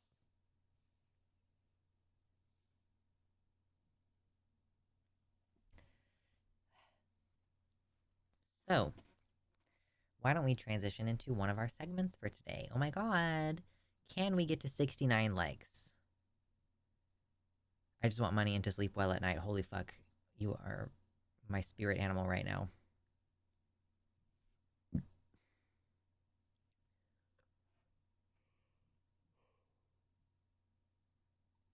Oh my god. Okay. Crap. I guess we're gonna talk about Aaron Bushnell first. Transitioning into a segment, shake my head. Liberals identifying as anything nowadays. I know, I'm the worst. I'm the worst. Okay. It's been a difficult political season, and it is not seeming to get any better. We have big, difficult conversations to have. Um, I actually was about to say I don't think that this has happened very recently or very often in US history, but I actually do think that there was another recent event where someone did the same thing that we're going to be covering today. But the thing that we're covering today, news that you probably have already heard, because this news about Israel Palestine is actually hitting the mainstream news a little bit, which means that the tactic was at least partially effective. But a young man named Aaron Bushnell, who was a armed service member of the like the Air Force, like military member of the Air Force, and he posted a video or a live stream. I believe he live streamed walking in Washington D.C. to the Israeli embassy, and he was talking on his way to the embassy, and his words, I guess his last words were, I will no longer be complicit in genocide. I'm about to engage in an extreme act of protest, but compared to what people are experiencing in Palestine at the hands of their colonizers, it's not extreme at all. This is what our ruling class has decided will be normal. And then he said, Free Palestine. Like his last words were Free Palestine, because he poured a fuel on himself and set it alight in the it's like not unprecedented tradition of self-immolation as a form of protest. I think there actually was another event where a man did the same thing a couple years back in front of the Supreme Court house for the purpose of calling attention to climate change. But this one has actually gotten attention in a way that the previous one didn't. Like, I frankly didn't really see very many people talking about the previous um, public immolation, but this one is stirring up news. I think probably like a lot of it is because Aaron was dressed in his military attire, and he walked, like as a service member, walked in front of the Israeli embassy to do this act of protest. Aaron was, I think, even like, joining the military, we can say whatever, he wasn't a true good leftist or whatever. Like, I don't know what the guy's personal political beliefs were, but I did see a picture of him volunteering at, like, when people set up those tables, and then people who are homeless in the area can come by and get like a hot cup of coffee and a meal. I saw him a picture of him volunteering at one of those, wearing a decent face mask. So he was COVID conscious. He was a COVID conscious, community minded man who had a very strong conscience with regards to being sent, because I believe that this event was sort of instigated by the Air Force being directed to go to Israel. So I think that he was being called to go into military action on behalf of Israel in that area. And I think that that was a big part of the motivation for why he decided that he was going to do this extreme act of protest instead. He's like, I do not want to go over there and do these things. I don't know what the process is like for trying to get out of the military on short notice. Like, I doubt that he really had very many options that involved like ignoring a mandatory order to go participate. So, yeah, this has sparked a lot of different conversations. There is, a conversation about self-immolation itself. how do we talk about it very carefully without causing people to start a copycat thing? Um, what is the purpose of this kind of act? Some people think, oh, you shouldn't do something like self-immolate because then you're not living to fight another day. I would also say though that like if you're a service member in the military, you kind of already have a fundamental values system that includes being willing to engage in self-sacrifice for the purpose of a greater good. So it makes sense to me that a service member would decide to do something like this, or they could see the value in giving your life for a greater cause. And so for Aaron, if the greater cause is bringing attention to Israel Palestine, pointing out that like soldiers are not willing to fight in this war because they do not want to be tools of genocide, I think that's a pretty powerful message.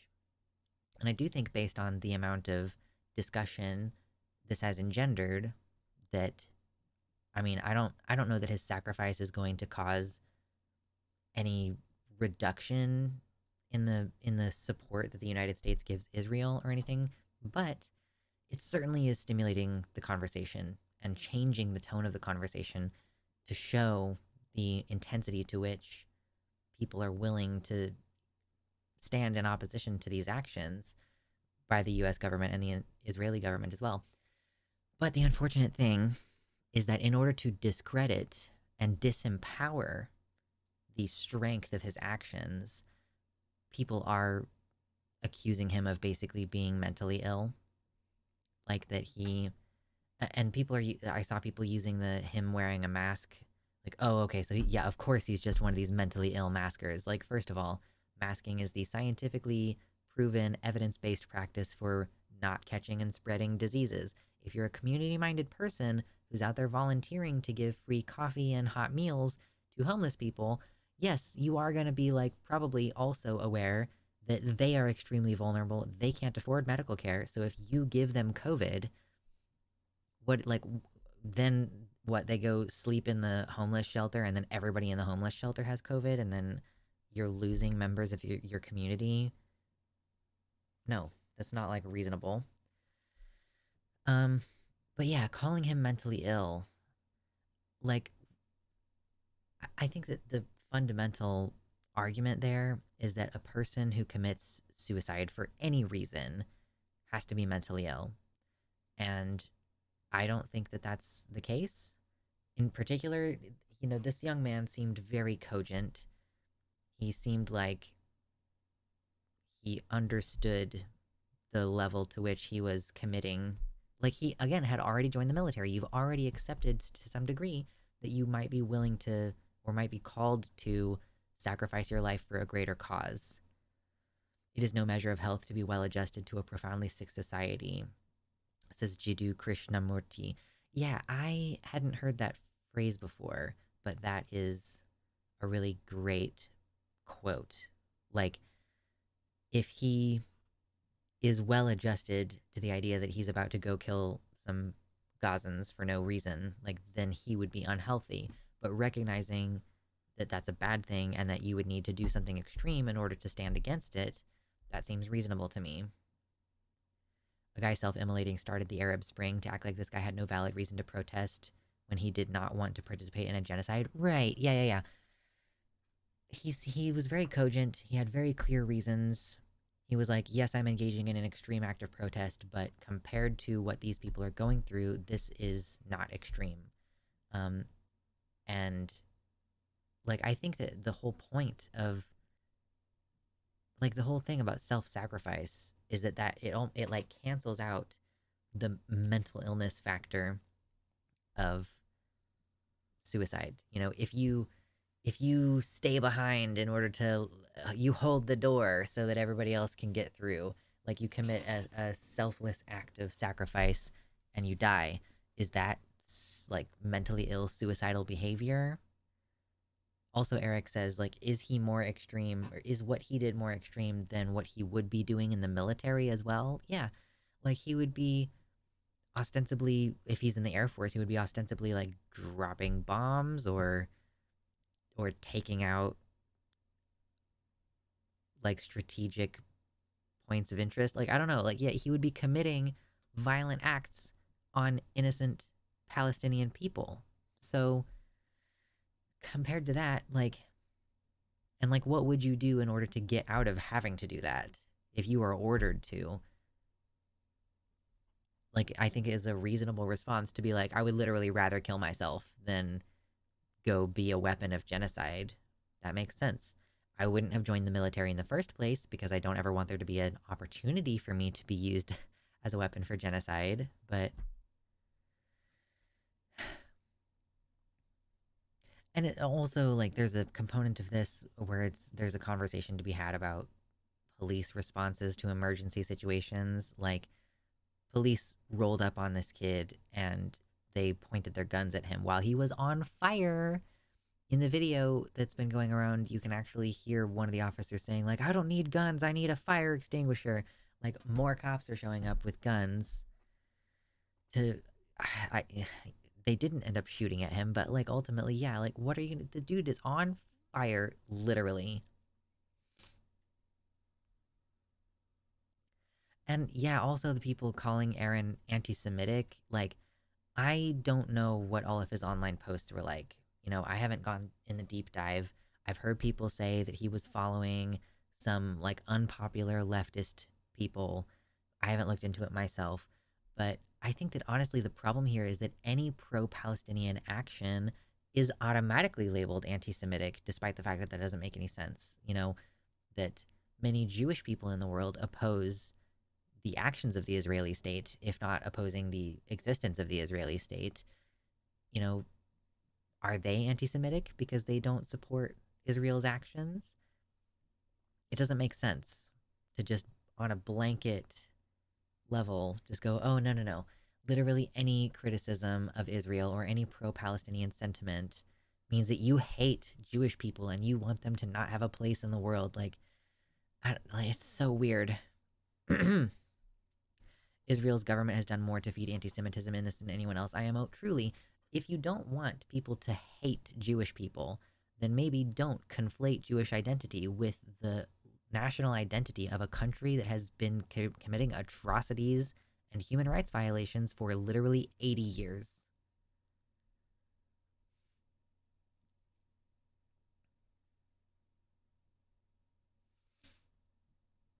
Before October 7th, the majority of pro Palestine stuff in the US was in fact coming from Jewish groups.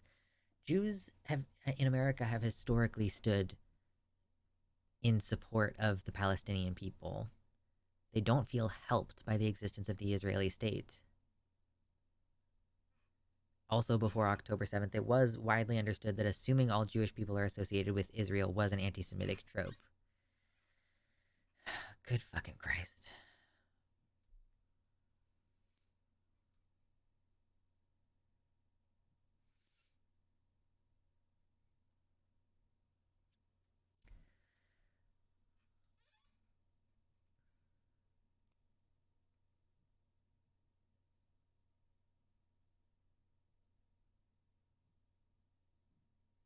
Most Jewish people do respect and acknowledge that area as our historical Holy Land, but many, many Jewish people do not see the need or even think it makes sense for us to have our own country there, let alone a segregated one.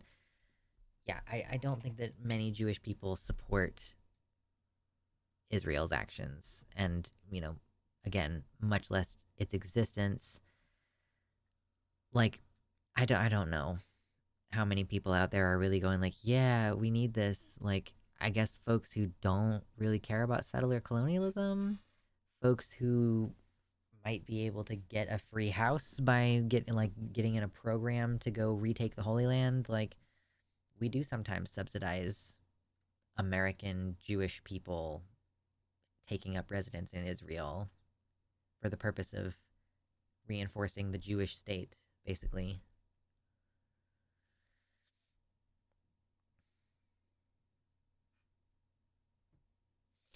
There are people who believe that, you know, Israel and Palestine should both have statehood and still that they don't support the actions of the Israeli government. And, you know, I don't think that that's necessarily a contradictory thing either. You know, you can support or you can criticize the actions of a government without criticizing the existence of its government. I personally do take that extra step, but I know that many people don't.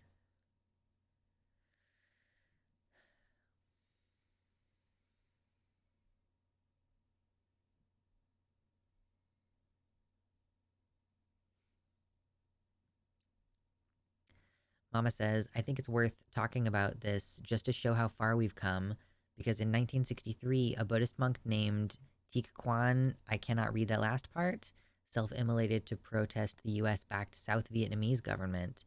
It was a famous and haunting image from the war, probably the most famous instance of self immolation in history.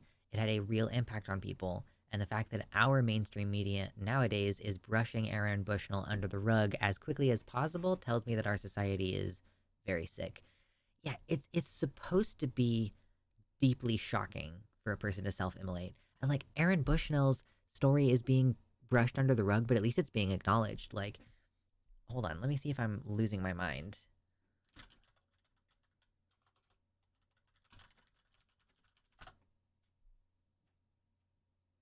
Yeah, okay, so 2 years ago, on April 22nd, 22, climate activist Wynne Allen Bruce set himself on fire in the plaza of the United States Supreme Court building in Washington, D.C. This fatal self immolation taking place on Earth Day was characterized by Bruce's friends and father as a protest against the climate crisis. So you think Aaron Bushnell, oh, he's being swept under the rug as a mentally ill person, but at least his death is being given like any attention, like that there is a national conversation about whether his actions were justified or whether he's mentally ill or whatever. Whereas when Bruce gave the ultimate sacrifice in order to try to bring attention to the destruction of the earth on Earth Day, like, frankly, what a fucking intensely poetic way to go out, setting yourself on fire on Earth Day in protest of, like, climate crisis, or like to bring attention to the climate crisis. But imagine having nobody talk about it after the fact. Yeah, exactly. It speaks volumes to the desensitization.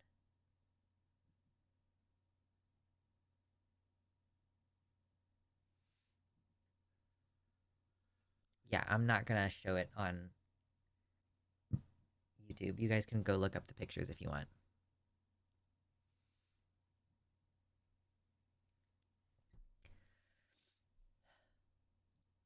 And like, I don't even know how much I can add to what is clearly already like a very convoluted conversation. Like, I'm sitting here mostly just being like, well, these people are saying this, and well, these people are saying this. Like, what else is there to say except to repeat his final words? Free Palestine.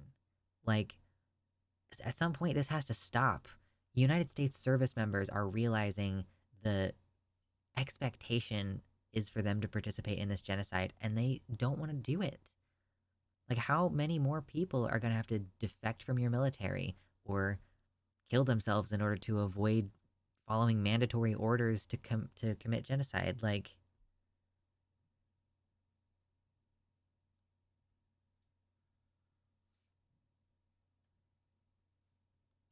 there was a woman who also self-immolated in December outside the Israeli consulate in Atlanta to protest this genocide. She survived and is not publicly identified, but almost no one even knows that happened. That sucks. I had no idea about that. Like, I hadn't even heard about it.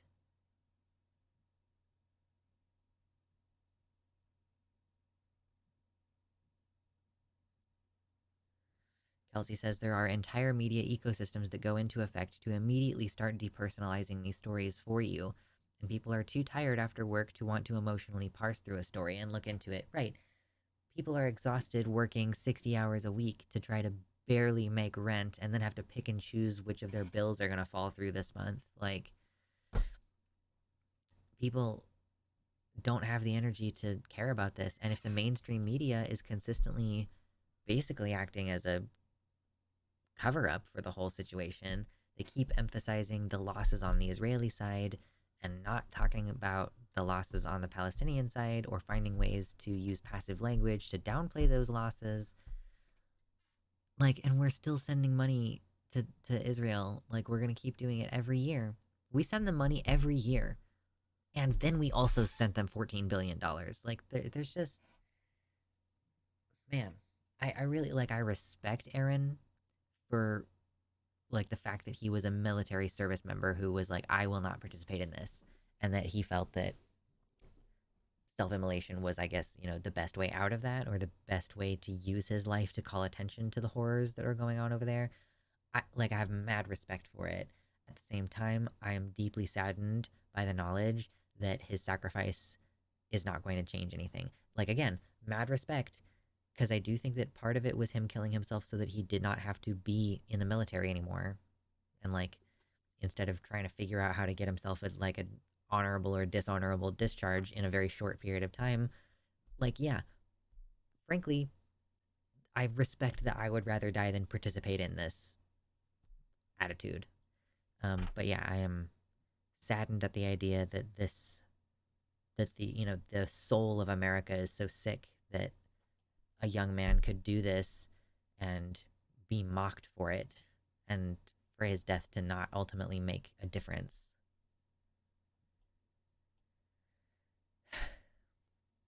Ursula Le Guin is great for leftist fiction. I am gonna need to start getting back into reading, like, with the downtime that I am trying to make myself have.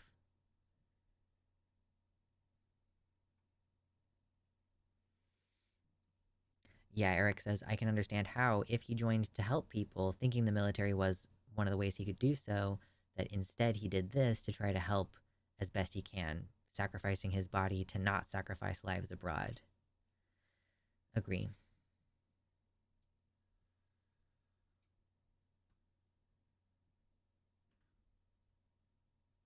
Everyone downplaying Bushnell's sacrifice would not have the fortitude to die for their beliefs. I guess that is the kind of last thing I'll say about it is people who are criticizing his form of protest by saying, "Oh, this isn't effective," like, or like mocking him or anything. Like, I genuinely think a lot of these people don't have anywhere near as much spine as Aaron did. Like, the balls you have to have, for lack of a better word, the chutzpah that you have to have in order to go, like, yeah, I would literally rather die, and I'm going to use my death to publicly bring attention to a horrific thing, and to show, I believe in this country, I love this country, I'm a soldier, and as a soldier, I will not participate.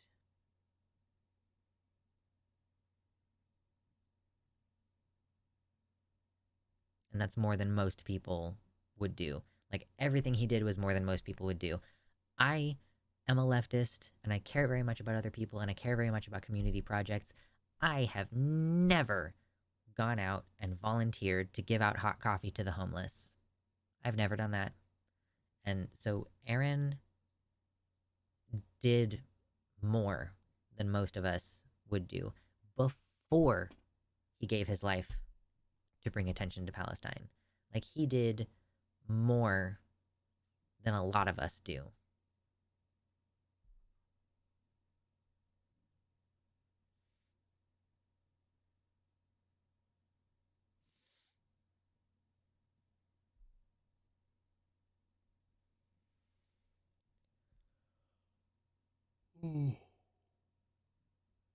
Tired boy, tired forever, tired, tired, tired, tired boy.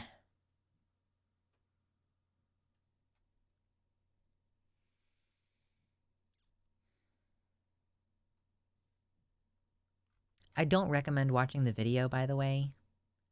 Like, just don't. I don't recommend watching it. I watched a censored version, and even that, like, it's pretty rough. It's tough.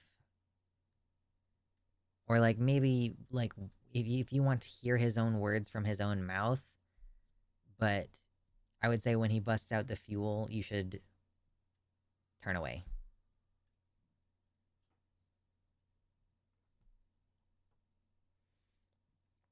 Kitty Tick points out that he had the strength to speak multiple times while being engulfed in flames. He did not scream, really, and stood at attention until he collapsed. Um, Kitty says it's hard to watch, but you can feel his strength. Yeah, it was impressive. Like, it's tough to get through. But yeah, I mean, the I guess you can really see the dedication in the moment and like the follow through, frankly. Like the solid follow through. And yeah, his last words were basically screaming free Palestine through through the flames. So yeah, I mean, it's rough. It's tough to watch. Most instances of immolation happen while seated and are silent. Yeah, I guess I'm not really familiar with previous instances, if I'm being completely honest. I didn't. It's okay. We're tonally shifting a little bit here. The things that I've needed to learn about, I didn't ever expect that I would be like, because a lot of the stuff I don't really learn about until there's a modern reason to. Like, I would not go back and learn about Arab Spring and the self immolation that kicked it off if it weren't for this. It's like the crazy shit that I've had to become an expert in or learn about. Yeah, I wish I didn't know as much as I do. It's like there's too much. There's too much going on. We're so close to 69 likes though. Listen. So close.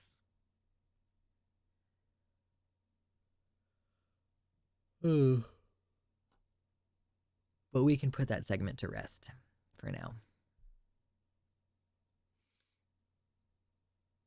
I studied Vietnam really in depth, and that led me down the info hole. Fair enough. Vietnam. Vietnam.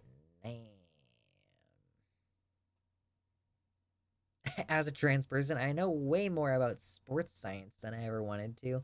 I had no plans to learn about sports science. And yet, I love how some Americans say Vietnam. Yeah, Vietnam. As a military historian, I find it shocking. Anyone with an ounce of humanity or compassion would. Unrelated, but did you see that 100,000 votes went uncommitted in the Michigan primary? I did see that. I think that 100,000 votes was still only like 13 points. Like, the uncommitted campaign also inadvertently increased turnout for people who would ordinarily probably not make time to vote for a primary. Boom, we're at 75 likes now. Holy shit, everybody. Thank you so much. Much parasocial love. Thank you, thank you.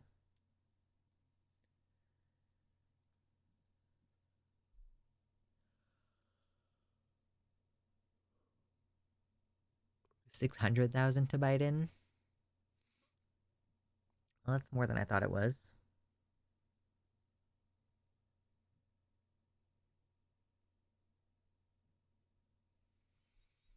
Okay, I don't need this anymore. Where are my notes? There's my notes.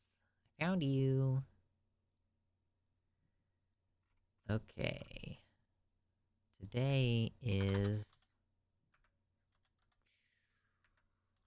Is today the 27th or the 28th? Is today the 28th? It is. It's the 28th. It's our last stream in February. Last stream in February. February. Aaron Bushnell, that's one piece of news in the bag. Look at us. Okay. And then I only have one more story. Honestly, I think that tonight we're going to wrap it a little early because I'm fucking tired. 30 days from tomorrow, my son turns 29. Hey. Charlotte, thank you again. Another $5 dono with a tier 1 sub gifted to iDrums. Listen, drums, enjoy your dicks. Boom. We're committing a full Mayo side today. Taking no prisoners. Creeping ever upward. Number go up. Brrr. Thank you, thank you, thank you. I hope that more states follow suit. 13% is enough to sink Biden in the general. Yeah, like, I guess it matters more in Michigan. Are we supposed to be seeing your Twitter feed? No, you really weren't.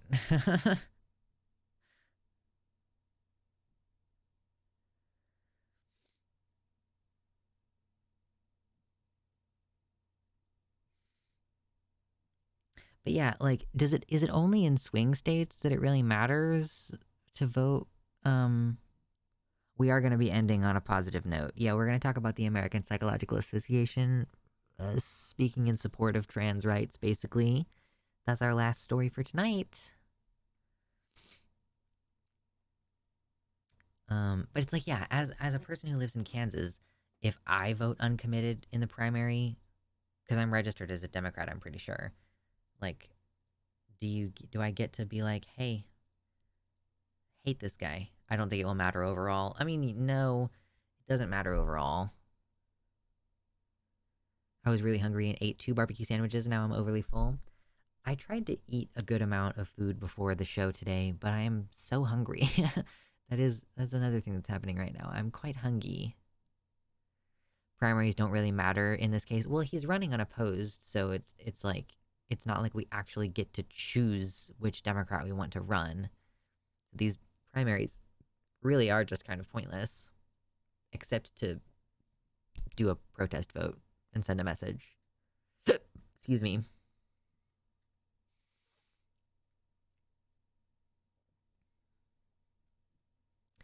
It's not even heartening though, only kind of depressing. Like, what is the other option? Protest Biden, get Trump in, Project 25.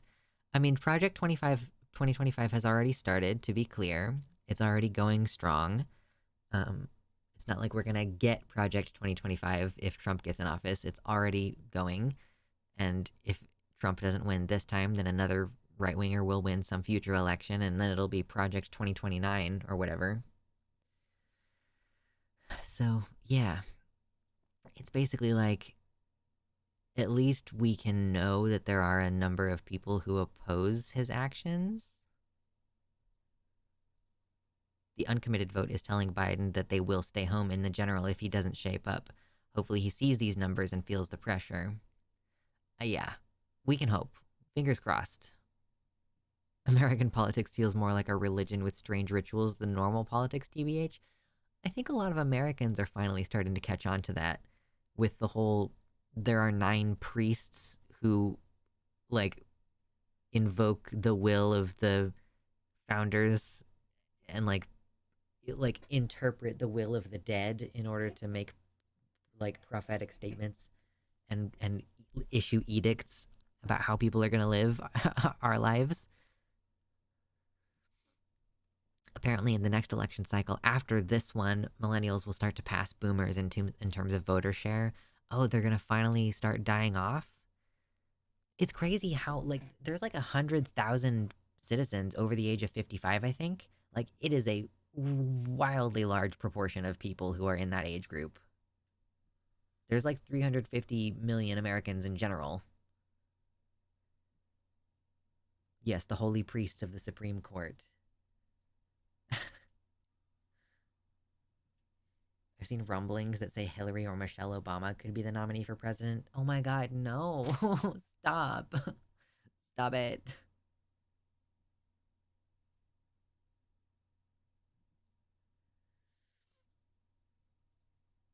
They'd be wearing fancy robes. And they got their weird little gavels. Okay, let me kind of gloss over this. Let me read this.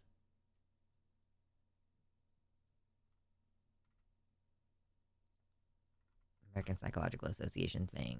Michelle Obama for pres. No, please no. It's awful. It's awful. If I had a gavel, I would call it Mjolnir.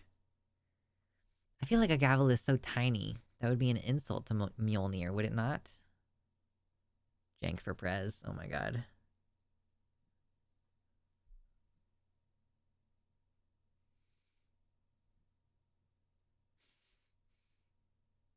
How about me for Prez? I know that I'm not old enough, but you can suck my dick.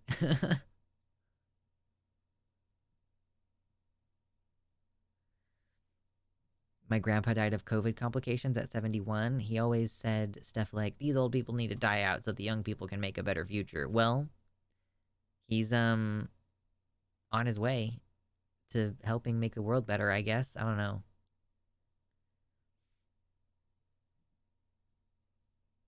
Mythical Mjolnir was a small blacksmith hammer. Oh, I like blacksmith hammers.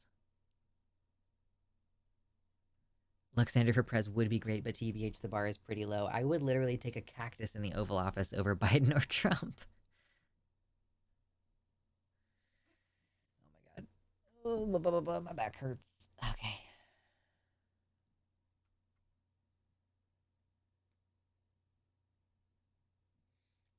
Okay, we're gonna get into some good news here.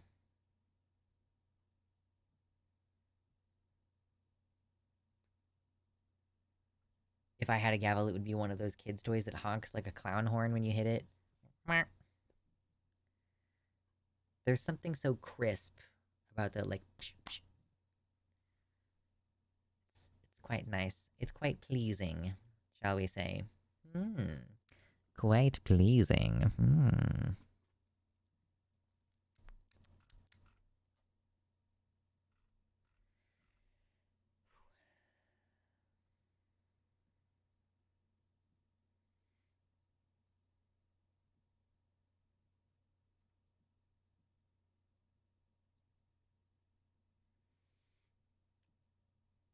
Okay, let me get rid of this notification. I don't need it anymore. Okay, let's do a good story. In the midst of constant attacks on trans people and trans rights, it's nice to get a little bit of good news once in a while. For example, you know how like every major medical organization supports the right of trans people to access medical care? Like every major medical organization, everybody who has ever studied this has proven that the most effective treatment for gender affirming care, like we've tried, oh, just do therapy, you only need therapy, blah, blah, blah, it's a mental health issue. We've tried that. It doesn't work. It makes people worse, makes their symptoms worse. If a person has like an emotional distress at being perceived as a female, for example, like you can go to therapy and get skills to deal with that distress, but the distress does not go away no matter how much therapy you do. Because the problem is the gender dysphoria of looking like a female. So a therapist can only do so much to help treat you before they have to say, well, it seems like the core problem is that you look like a female. So if you start testosterone and then you grow a big whole beard, it's kind of hard. This is crazy when people say, like, oh, people are more suicidal after they start hormones. Like, if the thing you feel bad about is looking like a female and then you bust out a full beard on testosterone, which doesn't happen to everybody, but for the sake of this example, it would be really hard to still be upset about your social and biological role as a female if you don't take any of those boxes anymore. If everybody around you is like, man, that's a beautiful beard, you're a sexy man, and also, like, you know, you get your surgeries and you don't have the biological functions of being a female, of course, that is the thing that's going to resolve the distress. Like, it's a physical problem. It's not a mental problem that can be solved with psychotherapy. And attempting to solve it through psychotherapy has the results that are the same kind of results that you see from people trying to therapeutically get people to stop being gay. It's basically just a trauma factory. So science is behind trans rights, effectively. And we have a statement from the American Psychological Association, which is like a huge, gigantically important organization, passing a frankly historic policy resolution opposing gender affirming care bans for trans youth. Would you ever like to grow a beard? I can imagine you with a funny mustache. I pluck out my facial hair with tweezers because when I started finally actually growing facial hair for real, after I started minoxidil treatment, I was like, oh no, I don't want this. So it turns out that I don't want facial hair. I really don't like it. I don't really like how it looks. I like being a smooth baby face fairy angel Not a big fan of facial hair. I grow up my armpit hair, but I still shave my legs. Like, I actually epilate my legs so that they can be extra smooth. You know, I don't really want chest hair or anything. I'm content to have beautiful flowing head hair, beautiful armpit hair, and a well trimmed manscape.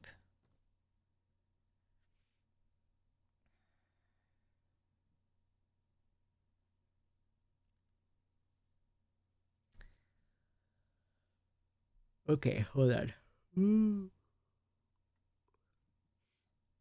So, the American Psychological Association is the largest psychological organization in the world. They have 157,000 members, and they've declared, quote, government bans on gender affirming care disregard the comprehensive body of psychological and medical research supporting the positive impact of gender affirming treatments. It resolves the organization's support for the necessity of that care for trans youth and adults. The policy passed 153 votes to 9. So this is the strongest policy placement from this organization in support of gender affirming care. It represents a major consensus among leading psychologists on the importance of gender affirming care for youth and adults. I will say, you know, the science is on the side of trans people getting access to care, and that hasn't made a difference so far. But if there is anybody out there who is kind of unconvinced or is like, I want to know what the experts say, it's good to have clear, concise statements saying, like, you know, we've studied this a lot. We have 100,000 members, and we all say we support trans youth having access to this care.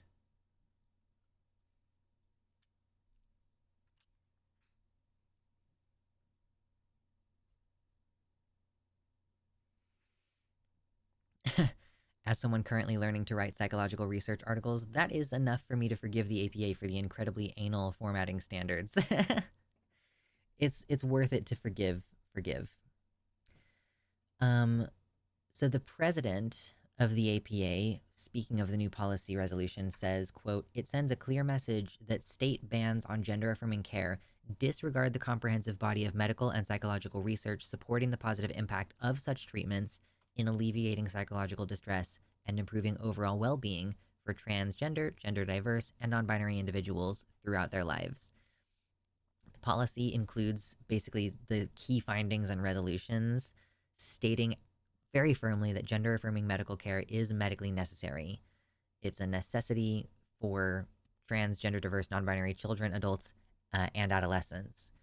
The organization opposes these bans on gender affirming care strongly. They state that these bans are contrary to the principles of evidence based healthcare, human rights, social justice, and these should be reconsidered in favor of policies that prioritize the well being and autonomy of trans individuals. It goes on to say that being trans is not, quote, caused by autism or post-traumatic stress, saying, quote, legislative efforts to restrict access to care have involved the dissemination of misleading and unfounded narratives, such as mischaracterizing gender dysphoria as a manifestation of traumatic stress or neurodivergence, and equating affirming care for trans people with child abuse, thus creating a distorted perception of the psychological and medical support necessary for these youth, creating a hostile environment that adversely affects their mental health and well-being. Thank goodness someone's pointing it out, like, oh, the American Psychological Association is here to say that what you are doing is causing an intense amount of psychological damage to this group of people. They stand in opposition to false information about trans-related care, and there's a section saying gender-based bias and mistreatment, such as discrimination, violence, non-affirmation, or rejection in response to their gender diversity. These pose significant harm, including risk of suicide, to the well-being of children, adolescents, adults, and families. According to Aaron Reed, this is not the first policy that has been released by the APA on the general subject of supporting trans rights, but this policy goes further than previous ones, stating outright direct support for gender affirming care as being medically necessary, as well as opposing the misinformation fueling anti trans legislation across the country.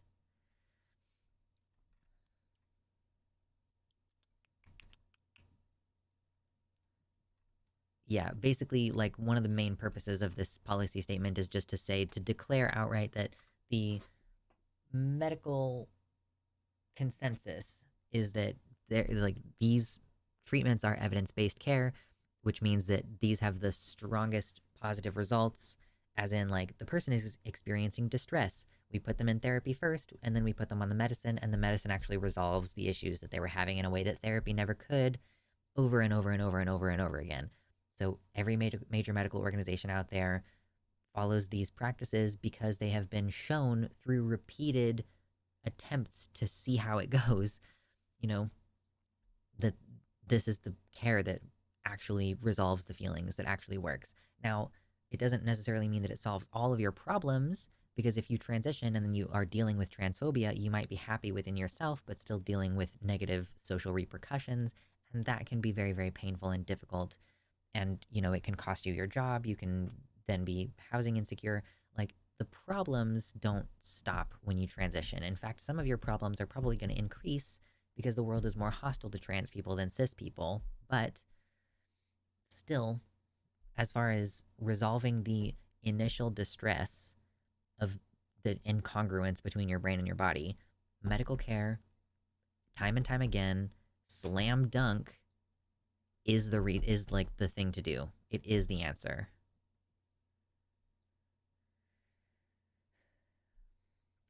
I wish I could achieve a more androgynous look like you. I have resigned myself to looking like a fantasy dwarf at this point. Listen, dwarven females have beards too, okay? So you can be a dwarf and be androgynous. Transphobes will now claim that the APA is lying, positing that the thousands of qualified psychologists are all in on a big conspiracy that absolutely no evidence exists for and no one blows the whistle on. In their minds, this conspiracy is more likely than them simply being wrong about something. I don't think that's the case.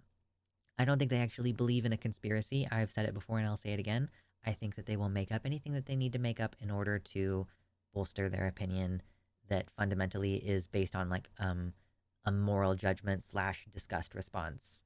Or even, you know, I don't even know that a lot of these politicians care about trans people enough to be disgusted by us. We are just a convenient scapegoat for them to usurp democracy with.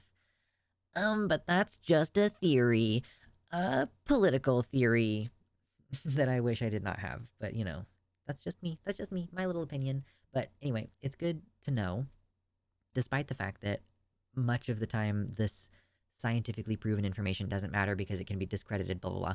It's still nice to know that the APA is coming out swinging hard in support of not just trans care in general, but specifically that trans youth deserve access to care, and acknowledging that trying to blame gender dysphoria on trauma or autism are negative things to do, and that like that is a fallacious way to address this problem, that these are unrelated issues, that gender dysphoria is not, there's no evidence to suggest that it is caused by childhood trauma or,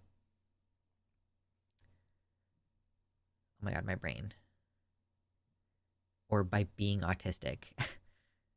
Trans people be like, hey, let me live my life in peace, thanks. Conservatives, why do you have to make everything so political? What's up, Shade? Yeah, it's pretty annoying though. Like, I do try to talk about things that don't have anything to do with being trans, and those videos, A, don't do as well, and B, get a bunch of fucking idiots in the comments going, what's wrong with your voice? And it's like, okay, so I would like to have conversations about things that don't have anything to do with gender, but I'm literally incapable of breaking out of that because other people will not let me talk about mainstream politics without making it about my gender. So, thanks. Love you. Oh, God. Yeah, thank goodness for a win. Every once in a while, we need to take it in. We need to appreciate it. We need to absorb it like an absorbaloff. Yummy. Anyhoozle. Let me put that in my notes. Okay,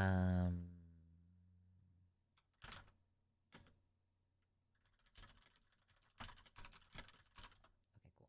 Got it. Got it in my notes. Got it in my notes.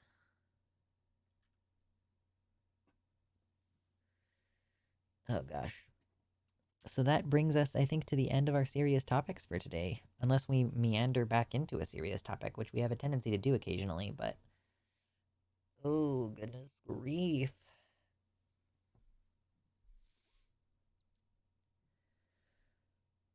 Oh boy. I hope I sleep better tonight. I love when you're talking about growing plants, etc. Well, I think that I can plant my tomatoes now. I plant tomatoes. I'm gonna do these indoors. I got one of those little like greenhouse things. It's like a piece of plastic and another piece of plastic that fit together. With those little seed starter pod things. So I got some seed starter pod things. This is the week for mini planta plantas. Yeah, like you can plant tomatoes anytime between like February 20th and March 5th if you're sowing them indoors. So basically, it is anytime now. Maybe on like Saturday, I'll go ahead and plant my tomatoes or Friday, but tomorrow is a work day for me. Lots of my carnivorous plants are waking up for the year. Lovely. So I'm going to plant my tomatoes indoors. I guess I could technically plant the basil indoors as well. I could look and see if there's any guidance on when to plant those. But mainly I'm focused on the tomatoes, making sure that I have enough of them because I don't know. I think, honestly, I think that the reason that a lot of the seeds that I got were, like they're marked for 2023, and I don't know if that means that they were packaged at the end of 2023 or if they were meant to be used at the beginning of the season of 2023. I also need to go source one last thing. I need to figure out if there's a local area that has calendula. Because I got marigold, and then I realized that calendula and marigold are not the same thing. And I could plant some marigold, and I don't mind it because it does do some benefit to the garden. But calendula was the thing that I intended to plant in my garden. Keep us informed about your gardening. Sure, I'll plant. I'll like record video when I'm planting stuff, and I'll talk about it a little bit. I'll probably first post that content on my Patreon, and then it'll go public on my second channel. It's to use in 2023, but most seeds are viable a solid 2 years later. Yeah, so I definitely want to get started on, and I want to plant like as many of those tomatoes as possible to make sure that I get um, positive results.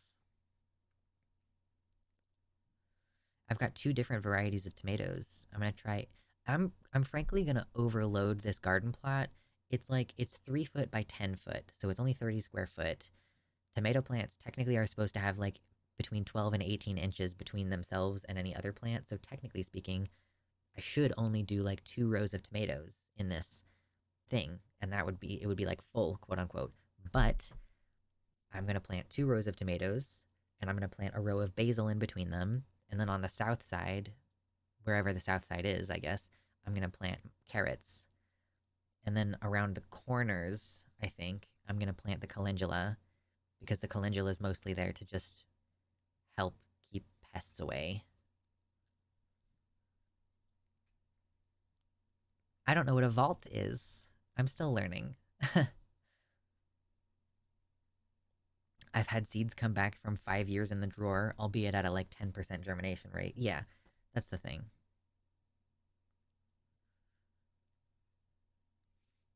I wouldn't have even bothered, but it was my grandpa's paprika breed. Oh,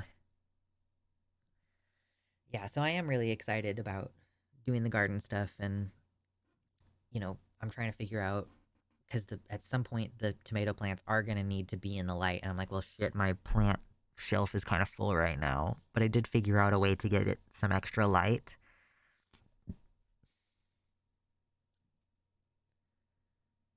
Oh, the vault is a fancy word for a humidity-free box for seeds. Is it just like a wooden box? Oh, metal walls with salt in between layers. Okay. Because you're trying to get the seeds to preserve and not germinate in the box.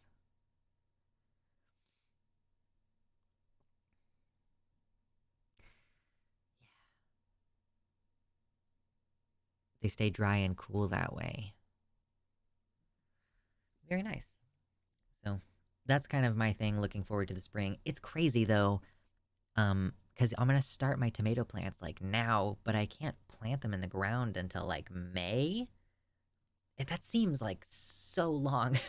But I guess sometimes it does freeze over in April. You don't want there to be like frost. But it's like, damn, those tomato plants are going to be huge with like fucking 2 solid months of growing indoors. Many plants don't plant out until after Mother's Day. Well, sure, it depends on what zone you're in as well.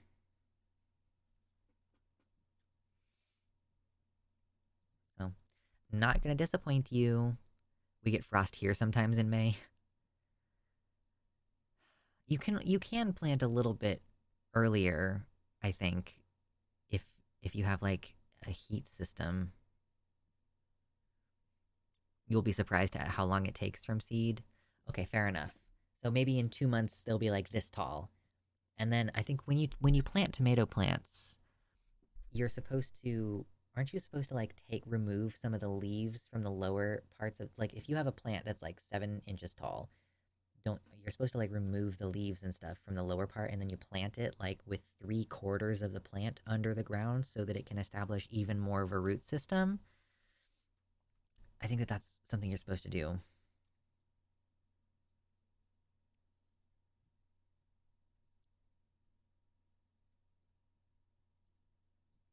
There are some cold hardy things like snow peas and kale and chard as well.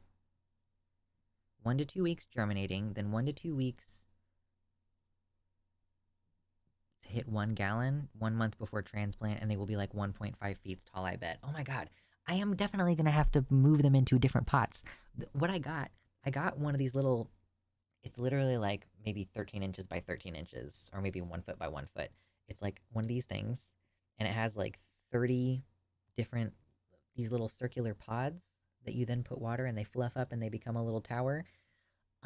Yeah, so I might have to move those. Gonna want a table next to your window. I have some shelving. It's gonna be wild. And I have a fan that I can put them in front of the fan to get them like strengthened up a little bit. Because I know plants that grow inside sometimes, because they don't have the wind, they don't have to grow strong. And then when you move them outside, then they'll just be like knocked over by the wind. No strength.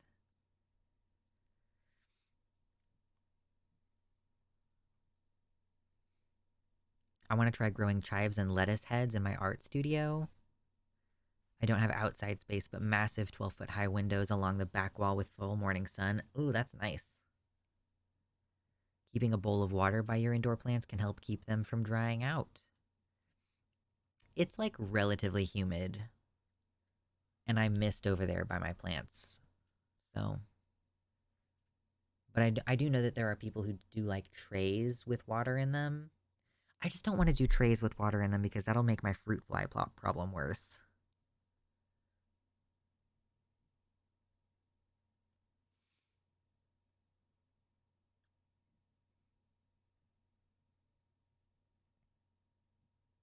I wonder what tall plants I can do inside since I have 4-meter tall ceilings. I mean, the question is, what can you provide light for? You can also just lightly abuse your plants by tugging them back and forth or ripping a leaf kind of roughly from the plant. It helps them feel like they're outside.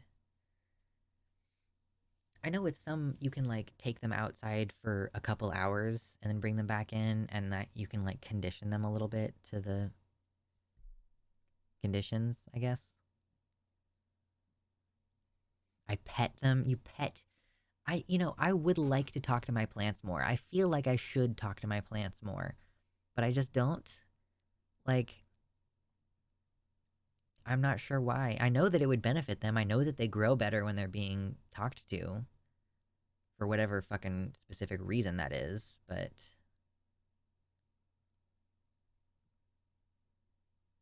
get them outside anytime weather permits. My snake plant got a sunburn. No, it's so sad. Yeah, he would get too much sun. Snake plant doesn't need a lot of sun.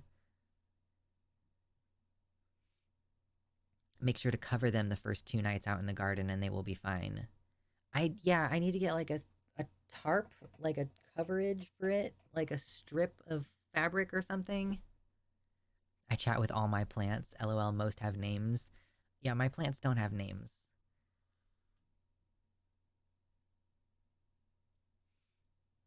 My snake plant likes its closet. He doesn't want to come out, and I respect that. He's like, no, no, son. I don't want to look at people. Don't look at me. I have 1, 2, 3, 4, 5, 6, 7, 8, 9, 10. I have 10 snake plants. I love snake plants. They are such cuties.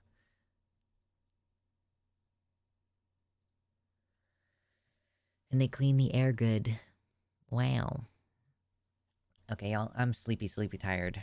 And I know it's a little short of a stream, but we covered the news, we talked about the topics, and we got the likes and we got the donos. So I feel like it's been a pretty successful stream. I got my apartment organized enough to propagate my spider plant and my snake plants. Oh my god, propagating spider plants? You're gonna end up with a million of those things. When I name my plants, they rhyme with what plant they are, like Phil, the philodendron, Alex, the aloe vera, Michael, the miter aloe. Cute. That is pretty cute. Okay. Much love, parasocial love to all of you. And oh, I will be able to tell you on Sunday about what gardening I've done because I will have done it by then. So, very exciting. All right. You're all great. I hope you take care of yourselves, take a break from the horrors of the news, and love yourself. And yeah, be good. And I'll see you next time.